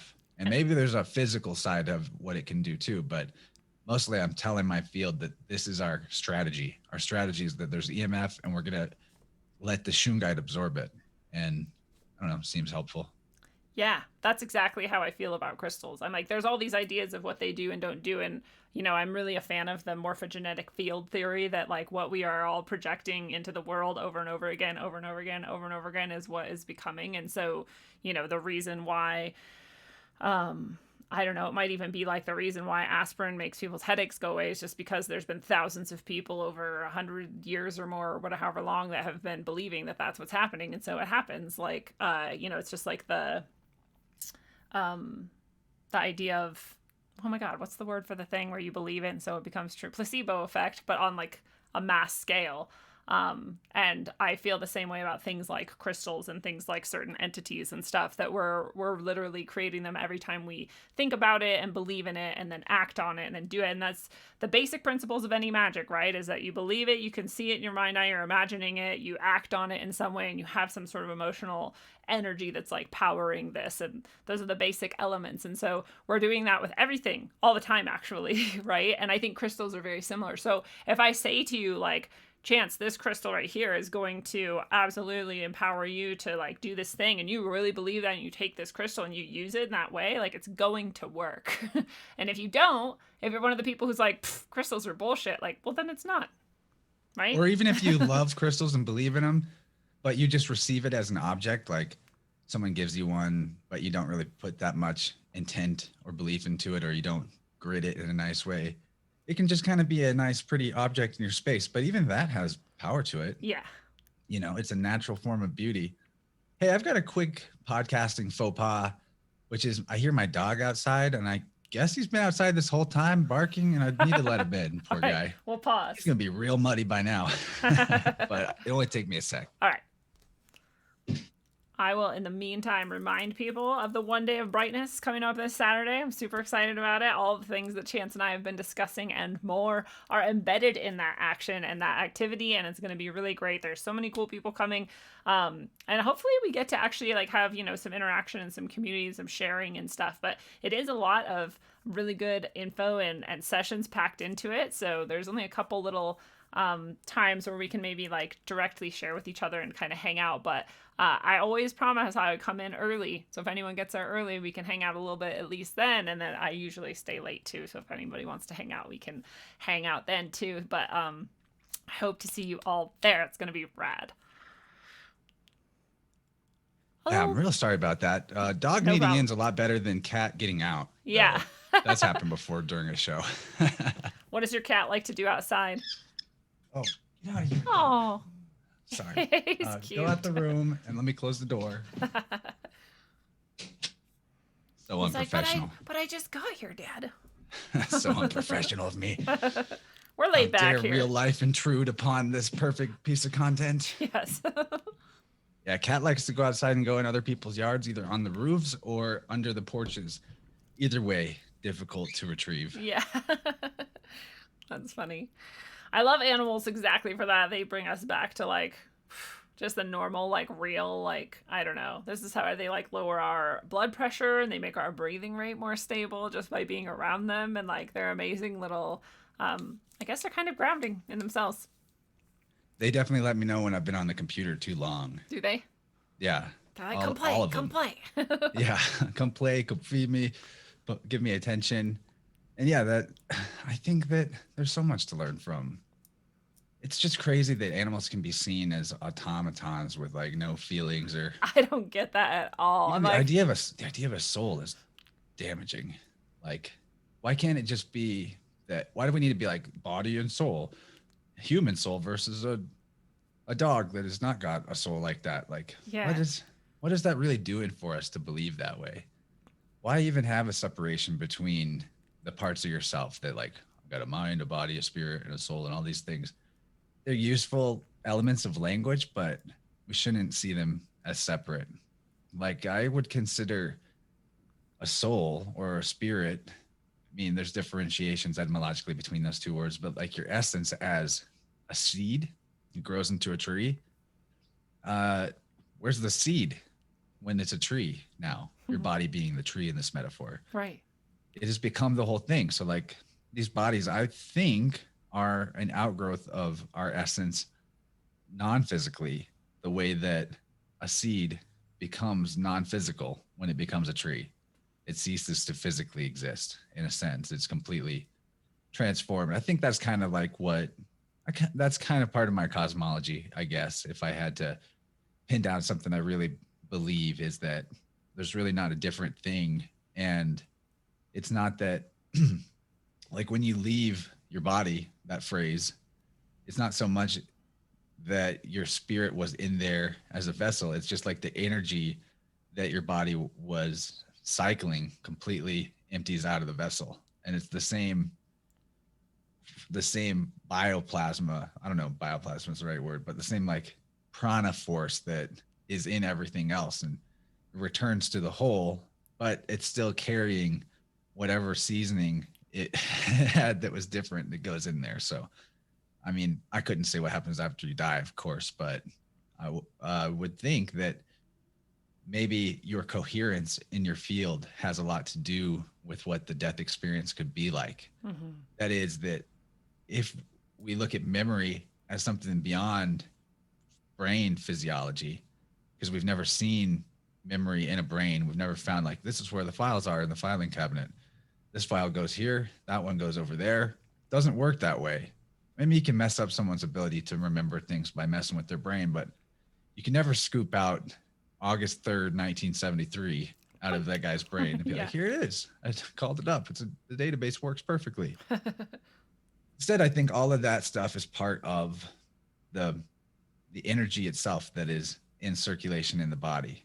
And that's why some memories can get real sticky and others seem like they've just gone. Like I couldn't tell you most of my life exactly what I was doing when. Right.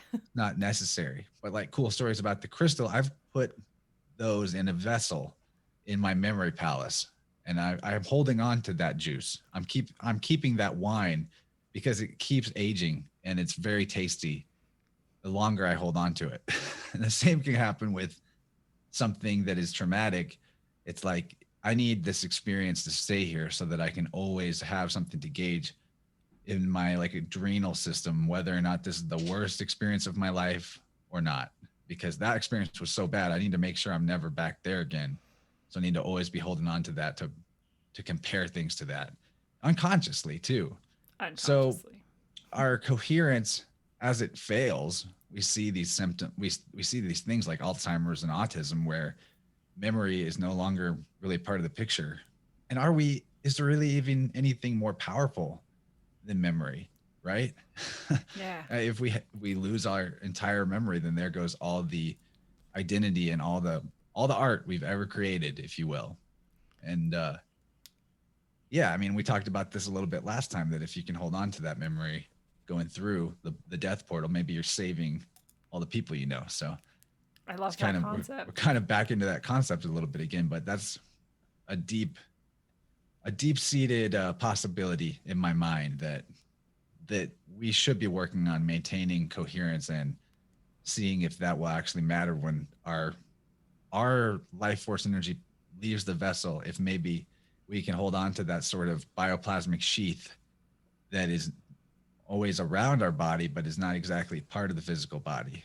You know, maybe we can keep our bubble intact as it flows into the ocean, and that could be a pretty wild ride. Who knows? It's so awesome. I love that concept of the possibility of life after death being that, you know, saving everyone you know because you kept that coherence with you or whatever. And memory is so fascinating like that, you know, and like it is like the pattern of ourself as we're like constructing it in a way, right? Like you're saying, even the traumatic memories, you're using them to be a warning against what you no longer want to, you know, create yourself with. So you want to keep that kind of separate. And then the positive memories being this sort of patterning of like what you do want, what you want to add more to, right? And you're like building your house or something of your soul. And and memory is sort of the substructure or whatever that we're like building things around. And it's interesting too because the materialists have supposedly found the structure of some memories at least, and what they found is when you like trigger the memory, it actually expresses itself electrically in your brain in 10-dimensional form. So you're like, your memory is this multi-dimensional structure of electron firing or whatever, if on the material plane at least. And so, but it like makes sense to me intrinsically because I'm like, well, yeah, because what memory do you have that's just its own little packet, right? Every memory you have is actually this collection of sensory data. It's a collection of like a collection of connections to other experiences that were similar and other experiences that were opposite even maybe, or whatever, that helped you inform your understanding of this experience you had. And so it is like all these things firing at once in multi dimensions. And I feel like that's sort of that same, it's similar to that idea that memory is like building this structure for us as an entity, an identity, or like a whatever. You know what I'm trying to say? I do. And I think the way all those connections work is through stories. The wild thing about memory, I also to realize, is that when you remember something, you are not re-experiencing the objective thing that happened in the past. You're actually recreating that experience inside your brain, lighting up those parts of your brain based on the story of what it was last time you remembered it. So it's not even like the original story. It's like you're telling yourself your best approximation of the story as it was the last time that you told yourself the story. Yeah. So who knows how far different that could end up being from what actually objectively happened. And this is time travel. That's why you can go back in time in your mind to like traumatic stuff and see your younger self and be the energy to that part of yourself that says everything's actually going to turn out fine and you're safe and you're protected. And I think there could be something very real about that. Like, in the hard times, the worst times of your life, do you not also often find strength you didn't know you had? Yes. Or even like in a dangerous situation where you either need to perform the right way or you could die. Something takes over people a lot of times and they just do exactly the right thing that needs to happen. And who knows, maybe through that mystical portal of memory, through the Akashic, you're entering the ether and coming out in that place. Who knows? I'm not saying you can't. Right. I actually have benefited from sort of being the guardian angel to my younger self in a visualization way. Like, that's been massively beneficial for the couple of very bad childhood experiences that stood out in my otherwise pretty smooth life comparatively. That's exactly, the power of, I have been diagnosed with CPTSD, and so I've undergone EMDR therapy, which is eye movement desensitization something, and that's why it works, right? Is because you can go back to these memories that the reason why they're post-traumatic stress syndrome is a thing is because those memories are jumbled and they're disconnected and they're not forming that smooth narrative like you're describing. You're actually telling yourself this story every time you're remembering something, but in PTSD you don't have that. All you have are the sensory responses and reactions that you had that were not able to like coalesce correctly, and that's what made it traumatic, and that's why it like messes with you, because you can't actually access it, and so you have to go back. You have to access it. You have to have that storm of disconnection come up, and you have to be able to make a narrative of it. And the eye movement sensitization thing is like accessing both sides of your brain, which is what you have to do in order to construct a narrative that is smooth. You can't just be on one side or the other. And so you're actually like going back, making them all come up at once, and where we maybe didn't have that 10-dimensional structure before, you're adding it in and you're recreating that. So you literally are like time traveling back to that time and making it more manageable for yourself. And I don't see a difference between that and time travel, actually. Like you said, those times where you feel like something kind of can come to you in like a moment and help you get through it, I think that is exactly what's happening. I think you're going back to yourself, or you're going forward to yourself, or whatever, from the moment where you had enough peace, stability, centeredness, energy, and giving it to yourself at that place in that time. I think so too. I'm a techie guy. I've made most of the money in my life I've ever made from helping people with computer problems, even though I was never trained to do that. Yeah, and it's Because, not your best skill. well, yeah, boomers tend to like be so unskilled at computers that just basic proficiency is enough to get you a job. But think about like, say you've got a program, you tried to print something off that program, the program screwed up and it locked up, and you had to force it to quit. But in the background on your processes, that part of that program is still alive and running, and it's eating up processing power, and you don't even know it's there. Yeah. It's not open anymore. And when you try to open the program and it won't even work because it's got this other thing stuck running, but you don't even know what that is or how to shut it off. So you can't even access that program. And when you try to print something because there's something in the queue ahead of it, but it's gunked up, you can't even use the printer until you clear the previous print job. So the print job is you processing the full picture of what happened properly so that it can, all of that experience can just disseminate back out into life force energy the way it should, instead of being stuck with a process that's half running but not actually working. So it's kind of like that. And, I also think with dreams, there could be a connection here, because do we not also often have dreams where we are somebody else, or we're watching somebody else that we can't even remember their face when we wake up, and they're going through something really crazy. They're being chased by guys with guns or who knows what. And you're just like watching this happen with the belief that they're going to be okay, or hoping that they're going to be okay. Or it's you in the dream. You're inside of this other person and you're making all the right choices and you're jumping over the fences. And I like have these crazy action movie dreams sometimes, what if what if your spirit has visited someone else somewhere in the time-space continuum who needed extra spiritual energy to make sure that they didn't fall and succumb to panic, and that you became the guide to them and you were their spirit guide then, and all you were doing was having a dream? I don't know. Yeah. I think stuff like that could happen. I think that's absolutely happening. I try to describe, you probably just described it better than I ever do, but I describe to people like I know that I do what I call dream work, and I know that a lot of the dreams I have are actual experiences. They're not always for me, and they're often for other people, and for both of us, really. I mean, I think it goes both ways for sure. But I think that exact type of thing happens, and I think sometimes, I think there are plenty of stories we could find of examples of people who are experiencing that in waking life, of someone coming to them, or like a presence coming to them, and they just knew it was this person, or like felt like them, and they like got the message and they understood, and then the thing went better than it would have otherwise, and then they find out that person like had that as a dream. So I think it does happen. I think it's definitely happening.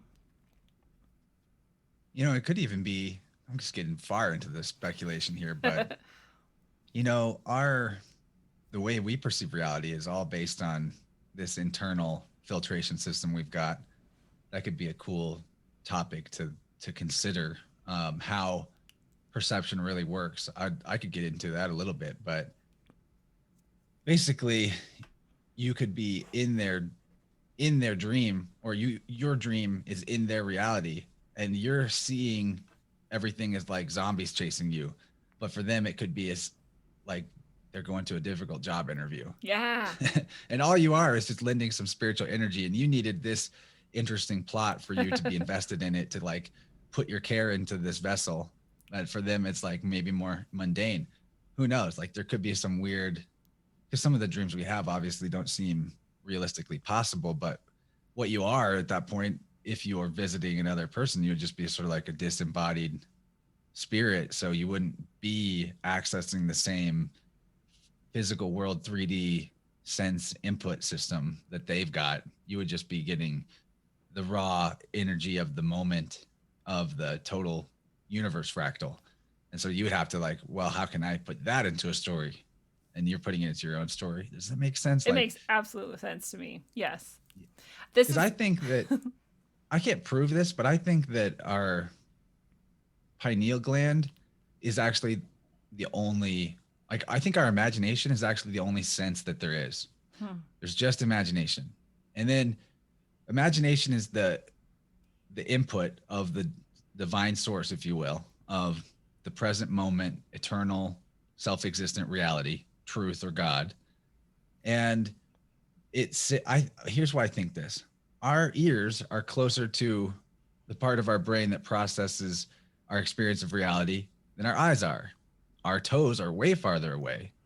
But yet, you could slap your foot on the ground and hear the sound at the same second that you felt the feeling of your foot touching the floor, right? Right.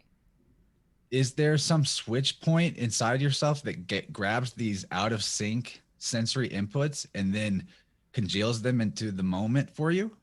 Or is there just one sense and one moment and it sends that data to different parts of your body as projectors that give you a different part or aspect of being able to interpret the energy of that moment?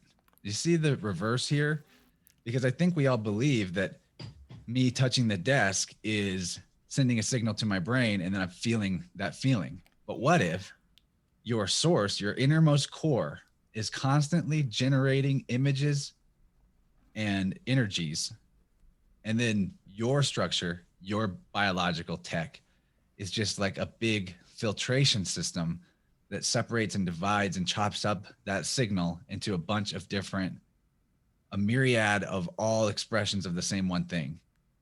Yes. So that you can have a way to comprehend it, so that you can look for patterns in it, so that you can feel the feeling of I am and not just be a pure white light void. And I think this is the game we're in. I think we're doing it this way because otherwise we're just in a womb forever. We're either in the egg or we are dreaming of ourselves inside the egg. I don't know. This is kind of where I'm at with perception though. I think that, like I said, I can't prove it, but I think that we're getting it all in our core. And then we're the one that our biology is what's making it feel like a bunch of different diverse senses. But like we said before, light is actually sound. Sound is actually light. Smells are actually light. Yeah. Everything's actually light. Everything. So in that sense, we've already proven what I'm saying is true. There's actually just one light and then a big infinite wheel of ways to divide it in a spectrum of possible expressions or perceptions or feelings. Which is why it's fractals all the way down, because no matter where you zoom in or zoom out, you're going to end up seeing the same exact thing. I think that's absolutely right, because this explains also why, I mean, I've never thought about it in that way, and that's such a cool perspective, and I love it, but it explains so much, like, you know, I can't remember exactly what it was, but wasn't that long ago where I walked into this room where I'm sitting right now, and there's a fan and a light combo or whatever, and, you know, the light switch has to be on, and the thing has to be pulled for the light to go on or whatever, and so I walked in and this is just one example of like many times this has happened in my life, and maybe you have some you want to share too, but I walked up to the light and I pulled it and the light came on, and then I thought, I didn't turn on the wall switch and the light went off. And I was like, what the fuck? And I went over and the light switch hadn't been on, and when I turned it on, then the light came on. I was like, well, it turned on because I knew for sure it was going to. Right? Like I had no doubt in my mind that when I pulled that switch, the light was going to go on. And so it did. But once I realized, I did that out of order, it like undid itself. It was all in my head, but it actually happened in reality. Right? See, what's skillful is that you remembered that anomaly, because a lot of times for our whole life, little anomalies like that will happen and we'll just be like, that didn't happen. Yeah. Well, I'm not going to put that in my memory palace because it conflicts work too much with everything else in there. Because it's too much responsibility then. Because then you're like, well, now I could go around doing anything. But I'm not there yet, right? But I've had that realization that like if I truly believed and I knew without a doubt that something was true, then it would be true, because that's how it works. There is no spoon. It's true. And people, you know, that one's harder to explain away, but I used to do that for like a week for some reason. I just did this and it's funny because it was happening because I was distracted enough. Same with that, right? I knew the light was going to turn on because I was actually thinking about something completely different. I just knew the light was going to turn on. But if I hadn't been distracted and had been like, I'm going to turn this on with my mind, I don't know if I could have done that. Probably not. But I also had a couple times where I went to the gas station, this is totally pay before you pump times, not back when I was a kid when you could just pump and then pay, but like since then you like have to pay first to pump. And I just got out and just started pumping, got in my car and drove away, and like 20 minutes later I'm like, I didn't pay for that. I have a full tank of gas now. Like I did not pay for that, and it happened a couple different times. And other people are like, oh, someone accidentally paid for you, or someone like left there. And I'm like, how would that even work? You can't like leave your credit card in there permanently and it just keeps transacting. Like that's not how that works either, but yeah, we have to explain things away. Back in the day, I had a friend that seemed to be able to get into any place, any show for free by believing that nobody was going to notice him going in without going through the gate. And it worked. And he was just like, but he was a really good guy. Like he was like not otherwise like out to steal stuff or whatever. I don't know. It seemed to work for him. I think at a certain point it stopped working, but it reminds me of cartoons where the character runs off the cliff. Yeah. They're still running in midair. And then like 3 seconds later, they realize they're in midair and they're like, and then they fall. Yeah. Or the Hitchhiker's Guide series. I love it. My favorite book in that series is So Long and Thanks for All the Fish. And that's the book where the main character, Arthur, learns how to fly. But the way he learns how to, it's amazing. He can literally fly. The way he learns how to fly is by being so panicked and running for his life and tripping and falling that he was too distracted and he forgot to fall. So yeah, and he was like, oh, that's the secret. You have to trip but forget to fall, and then you'll be flying. And once you're in the flow of flying, you're doing it. So just stay in that zone. Just don't remember to fall. I love it so much. I think it's exactly like that.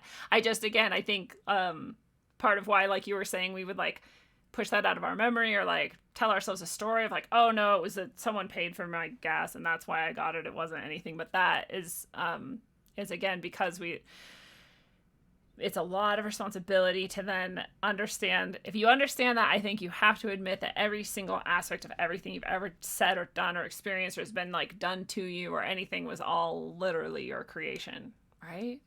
And I think that part of the cosmic giggle too is that there always has to be that little room for it to maybe not have been magic. Like someone could have prepaid on that pump and not actually got the gas or whatever. There's like, usually with anything so-called paranormal experience, there's always like the medium could be making it up. There could be sleight of hand. For some reason, that element of there might be trickery, that doubt and uncertainty is actually quite powerful, which is why maybe thinking we know stuff isn't as helpful as it could be made out to be by so many. I think that it's just as important to understand the power of belief and wield that consciously than it is to be like, I never believe anything. I'm a pure skeptic. Yeah. I only know things when I know things. And look, you definitely would want to practice what you think you know based on experience, but yeah, being open and having room for doubt doesn't make you like less. It's actually good. I think that we can go too far with doubt and skepticism too, because someone could cut themselves off from having like a far out experience with a crystal if they refuse to be open to it. So there's it's like the ultimate yin and yang here is the straddling the line between knowing and belief. And so maybe we should even just call knowing accepting. I accept that this is what it is right now. And we'll leave knowing to just what we can absolutely know. And we're saying like, we're both kind of shying away from absolutes, but there's one absolute. And guess what? There can only be one. That's what makes it the absolute. Is it that? It's what people call God, but it's reality itself. The self-existent life force energy that perpetually self-regenerates in every present moment eternally equals the absolute. Nothing else is absolute. That's the only thing that's capital T truth, period. So like that's your truth meter. as well.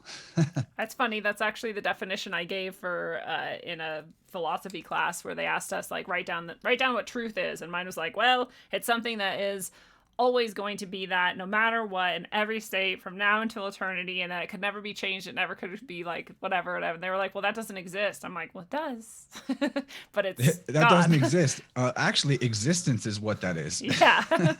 You're saying that doesn't exist, but you're denying the existence of existence, therefore. Right. Yeah, the only truth is existence. There's no other way to define it. I really think that's crucial, because if we're stuck in the role of truth seeker forever, it's because we never defined what truth was. So how can you find the truth if it's not defined? And the only way obviously, when you really talk about defining the absolute, it's like the Tao. The Tao that can be explained or described is not the Tao. That's true. These are descriptions. But even with, like language should be descriptive, not definitive. Yeah. In general. Like that will help us with our belief versus knowing thing. But the description can be accurate. I think you can have an accurate description without the words themselves being the thing, So it's true that which you call the Tao isn't the Tao. And the description I gave of what the truth is, the words themselves aren't the truth.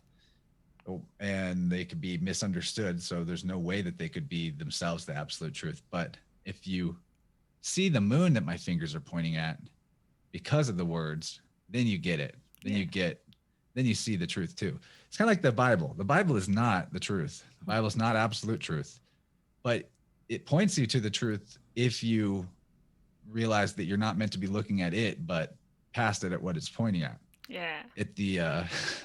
Because Jehovah actually meant that exact thing, the verb of the eternal self-perpetuated reality of existence and life force energy itself. That's what it was supposed to mean. You're the one who told me that and blew my mind, because it makes way too much sense. And it's like, and I think I said that to you in this episode we just recorded on your show, is that is what I've always meant when I said God. So it makes perfect sense. And I think that's part of what you're describing too. Like, we know it's true and we understand it. And the words have worked if what just happened to me can happen. If you can like see it in your mind and feel it and like, oh yeah, that's it. Like, well, now it's been effective. Yeah, that's what Jehovah was supposed to mean. But then if you just say that, people are like, oh, well, now he's a Christian, or he worships the demiurge because Jehovah's the demiurge. I'm just like, no, no, Jehovah's not meant to be a character. It's not meant to be a noun. It's not a person, place, or thing. Yeah. But I'm not attached to the word Jehovah, so think what you want about it. But it's actually maybe not that useful of a word because of all the baggage it's got. But the tetragrammaton itself is pretty fascinating, because when you break down the numerical journey that's within it, it does make sense why, pronunciation being correct or not, why Yod He Vav He in Kabbalistic terms means exactly what I'm saying, which is the eternal self-existence of nature and reality. Because let's see, where does it start? What's Yod is a 5, right? He is a 6. Let's see, Yod He Vav He, right? No, the 5 is the second and the fourth one. So yeah, it starts with a 10, right? Yod is 10. I'm sorry. Okay. Then it splits into the first 5, so it's 10, 5, 6, 5. 10 becomes the 2 5s, and then the 6 is what's in between them, which is the generative principle. So the 2 5s are the 2 poles, right? Right. The male and the female, and then the 6 is the generative principle. So that's how you go from the unity of the 10 to the division into the male and female poles with the generative principle between them. The 6 being between the 5 and the 6. 6 sounds like sex, and it's 2 3s, 2 complete trinities. There's numerology will definitely shed light on why 6 has to do with generation, but even that word is meant to encompass the fact that the totality or the pleroma of everything, the 10, is itself. Then it splits itself into 2. Yeah. That mitosis, and then there's a generation between that division. It's meant to tell you that that's actually why there's like an apparently dualistic creation that we're in, because that's actually the configuration required for there to be this dance of electricity, this journey that we're on, and not just be in the 10. And then what that also means is that the the God and the devil would have to be the same thing. Mm-hmm. It's the two sides that it's split of itself. I mean, we're talking about the absolute being 10. Well, how else can you say 10? Satan. Say 10. That's funny. Say 10. It's 10.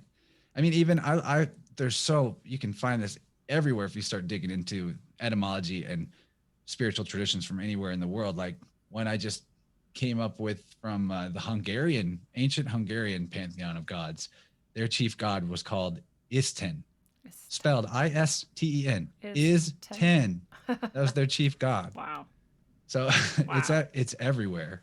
And 10 has encoded in it all of the aspects of like the undergirding code of reality, the 0 and the 1, the binary code, the whole and the pole. Yeah. The genitals. Something and nothing. The when genitalia. you really get to the core of the archetypes, or like the deepest aspect of the mother and father of all things, you get to genitals. It's 0 and 1. The woman is the 0 and the man is the 1. The woman is the womb and the emptiness, and the man is the directive energy that goes into it, and together they create something new.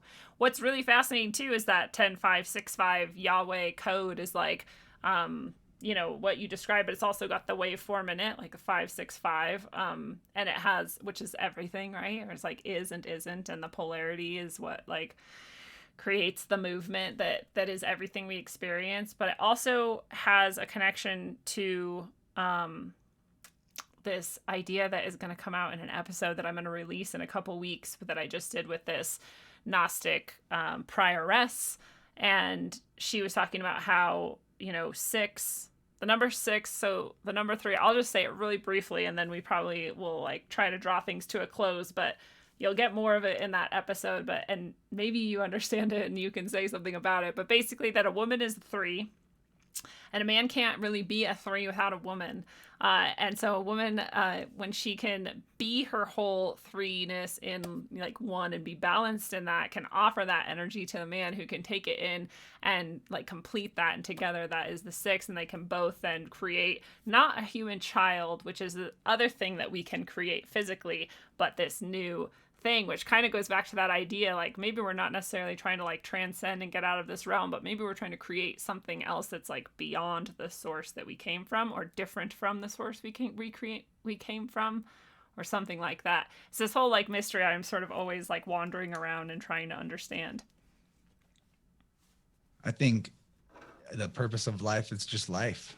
So yeah, you're creating new life. It's going to have novelty to it because it's an expression of something that's infinite, because life is infinite.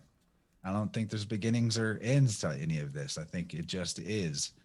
But that will be a very interesting episode. And another fun little thing about, since we're looking at the numbers here, people might already be aware of this, but 10, 5, 6, 5 adds up to 26, which has been in numerology associated with God. Really? And if you actually add up, let me make sure that I'm accurate about this with my calculator, but I'm pretty sure if you add up the numerical value of the letters God, it's 26, because G is 7, O is 15, D is 4. That equals 26. Wow. That's the same as adding up 10, 5, 6, 5. And if you reduce it further, it's 8, which is infinity. Exactly. It's infinity turned on its side. It's so funny. It definitely is. It is. It's got that wave.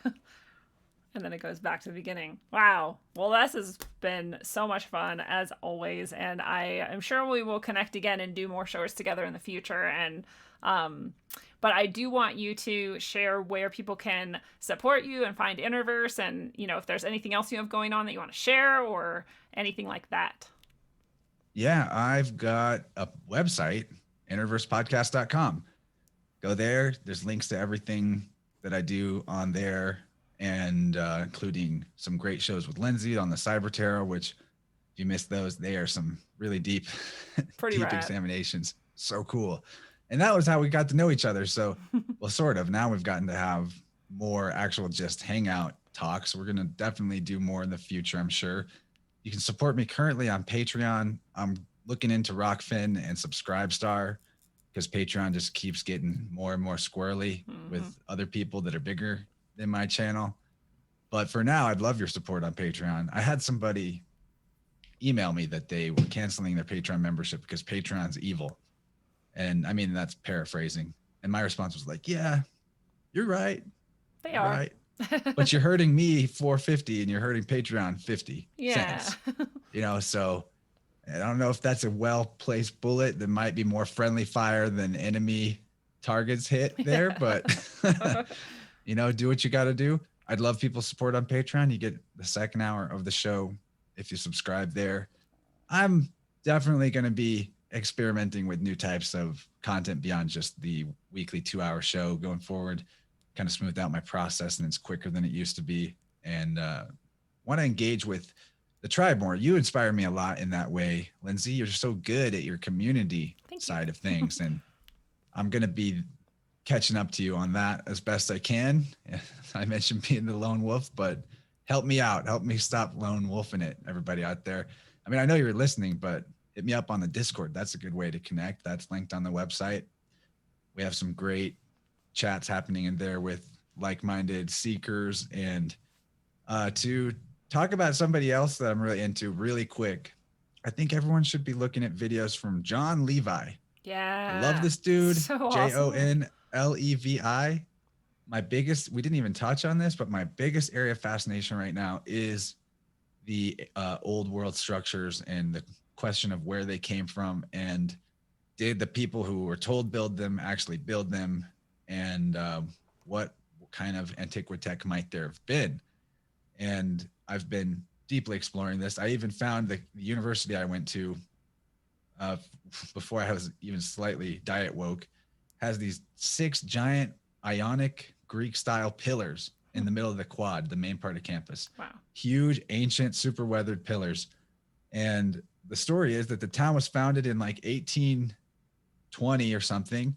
And within 20 years, they built a giant Greco-Roman pillar-based super structure for their college. Because, you know, in the early 1800s, within 20 years of founding a town, you definitely need a university with amazing old world architecture, right? And then they happened to build about 18. So the story is they built about 18 more buildings like that in the area over the next 20 years, which is quite impressive. And then, of course, the original one, though, that had these crazy columns accidentally burned down in a fire. And all that's left is the amazing old columns. Every time. And you're like, so everywhere you look, there's these fires and these old structures that the story of where they came from is like, really? They did that with horses and no roads? Wow. Yeah. So it's fascinating. I think our potential is suppressed by our belief that we came from the dirt and the mud. And I mean, maybe there was a time where the mud was everywhere. Right. But because of mud floods, maybe. But I think our potential is, and it usually has been expressed to a much higher degree. And we are in a very weird time right now of believing in this uniformitarianist progression of history that we're definitely way better than our ancestors. I'm not so sure about that.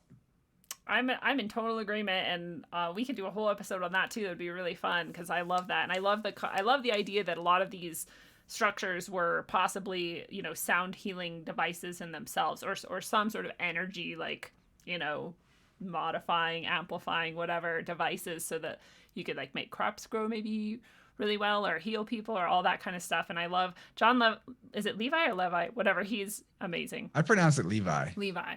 Jonlevi, 20-minute-ish videos, really bite-sized. Just dive into some random videos of his and keep going, because you need to see the piles and mountains of evidence. You need to see more than just like, because he'll make inferences that I don't even think he's on about. Yeah. I love him, but I don't think everything's like, maybe this is this. And I'm just like, no, I don't think so. But that's the one point of a mountain of points of overall, there's definitely fuckery going on with history.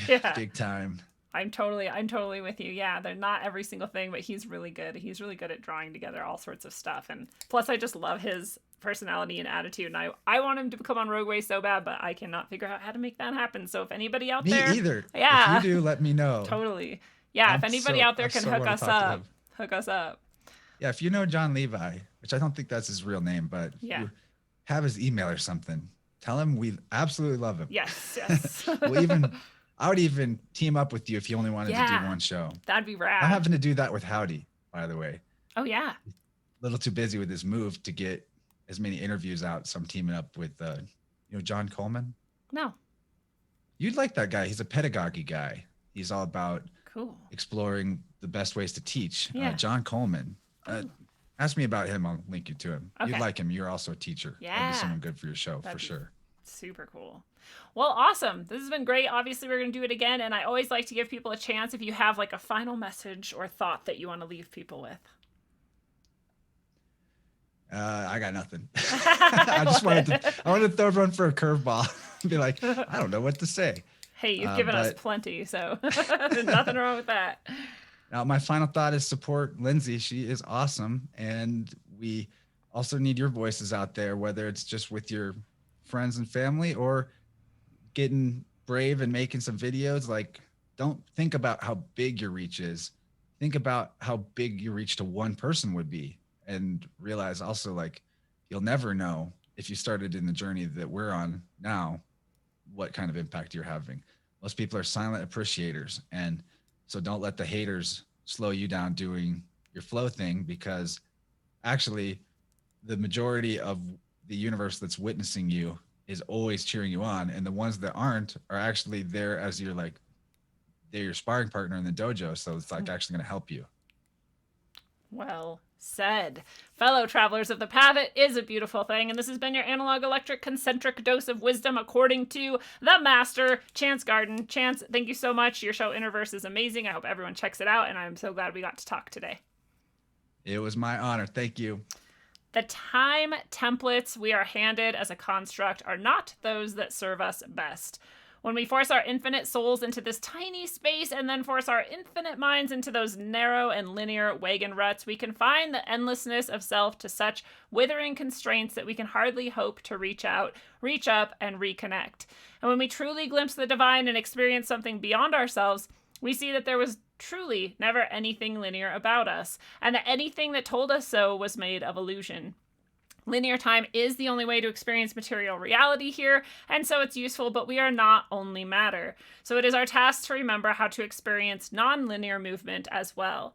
Our souls can travel in any direction in space and time, our minds are not constrained by anything but our own beliefs, and we can manifest and create a more perfect union of the four bodies of self when we remember to let go of those limitations. And until we remember how to move to anywhere and anywhen, travel well, aim for balance, and always look inside first. Mwah.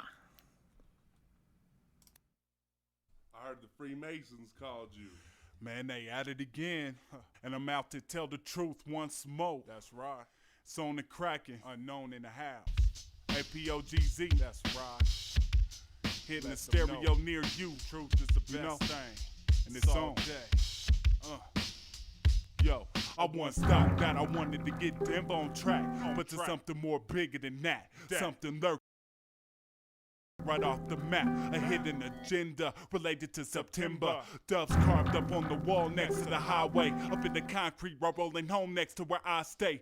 With state's destruction, Lockheed Martin malfunction, while NORAD's in a mountain anticipating our next move. My heart's jumping and I'm like, fuck waiting, while crooked taxes are burning a hole in my pocket, with a dollar bill in the pyramid that's watching. Instead of having a capstone on top of it, they have an eye with a fast surprise while you're flossing it. Greedy niggas jocking it, politics plotting it, so who you vote for really doesn't mean shit. So save your energy from being drained by the enemy. Skull and bones of Freemasonry, envisioning dreams of them chasing me. Skull and bones of Freemasonry, envisioning dreams of them chasing me. Skull and bones of Freemasonry, secret agencies with a plan to dominate all of man. Check the records of DIA, strange murals and paintings similar to the ones next to the highway. With pyramids and flames underneath them looking like they're about to fly away. I can't be tripping, but it sounds like I'm on acid. Most people slipping, taken below DIA, held captive in the near future, where they won't hesitate to reinstate new laws for a bigger cause. I'm talking about established civilian concentration camps, introducing the military's labor programs. Expand your mind just a little bit, forget the little shit before you witness the belittlement of your people. Expand your mind just a little bit, forget the little shit before you witness the belittlement of your people. Feds ain't stretching the truth, the script that he's spitting is true. Pay attention to what's going on or it might happen to you. With the tap in your tools, cellular communication monitor, behavior studied and controlled through chemicals bombing nerves. Honest murder, Jesus ain't got anything to do with it. Religious cynic, where experiments cage and lace in terms of accepting limits. Things that can't explain to the sky when I'm in the Rockies. Chakra systems limited due to the voltage overhead pop. Mind control victims, slap clips and machine guns for recess. FCC will help us speak less, manipulate us through weak feel right nonfiction with the CIA trying to kill me filthy. Talking about the underground facility at DIA, no one feel that place laced with hints. Notice whenever I return home, lack some references in a new world Masonic capstone. Employ an Area 51 workers to build, and I don't mean to rant. In the face of an emergency, it doubles as a FEMA camp. The reaction, solution, trickery, repeated through history. NORAD's listening in, using technology, tracking where you piss. I'm not even paranoid or just facing the fact. Better watch what you say, it's another day under the Patriot Act.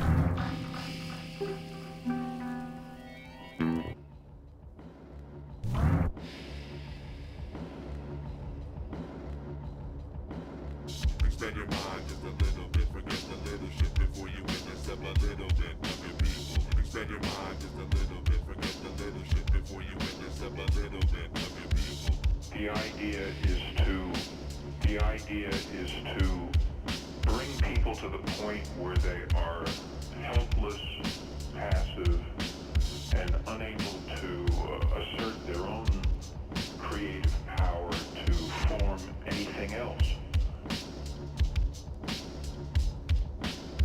Success for people like this is measured in terms of money, which they then translate into power. Corruption and violations of the Constitution. Secret societies, the push for one world government. I'd like to get corruption and violations of the Constitution. The idea is to bring people to the point where they are helpless, passive, and unable to assert their own creative power to form anything else.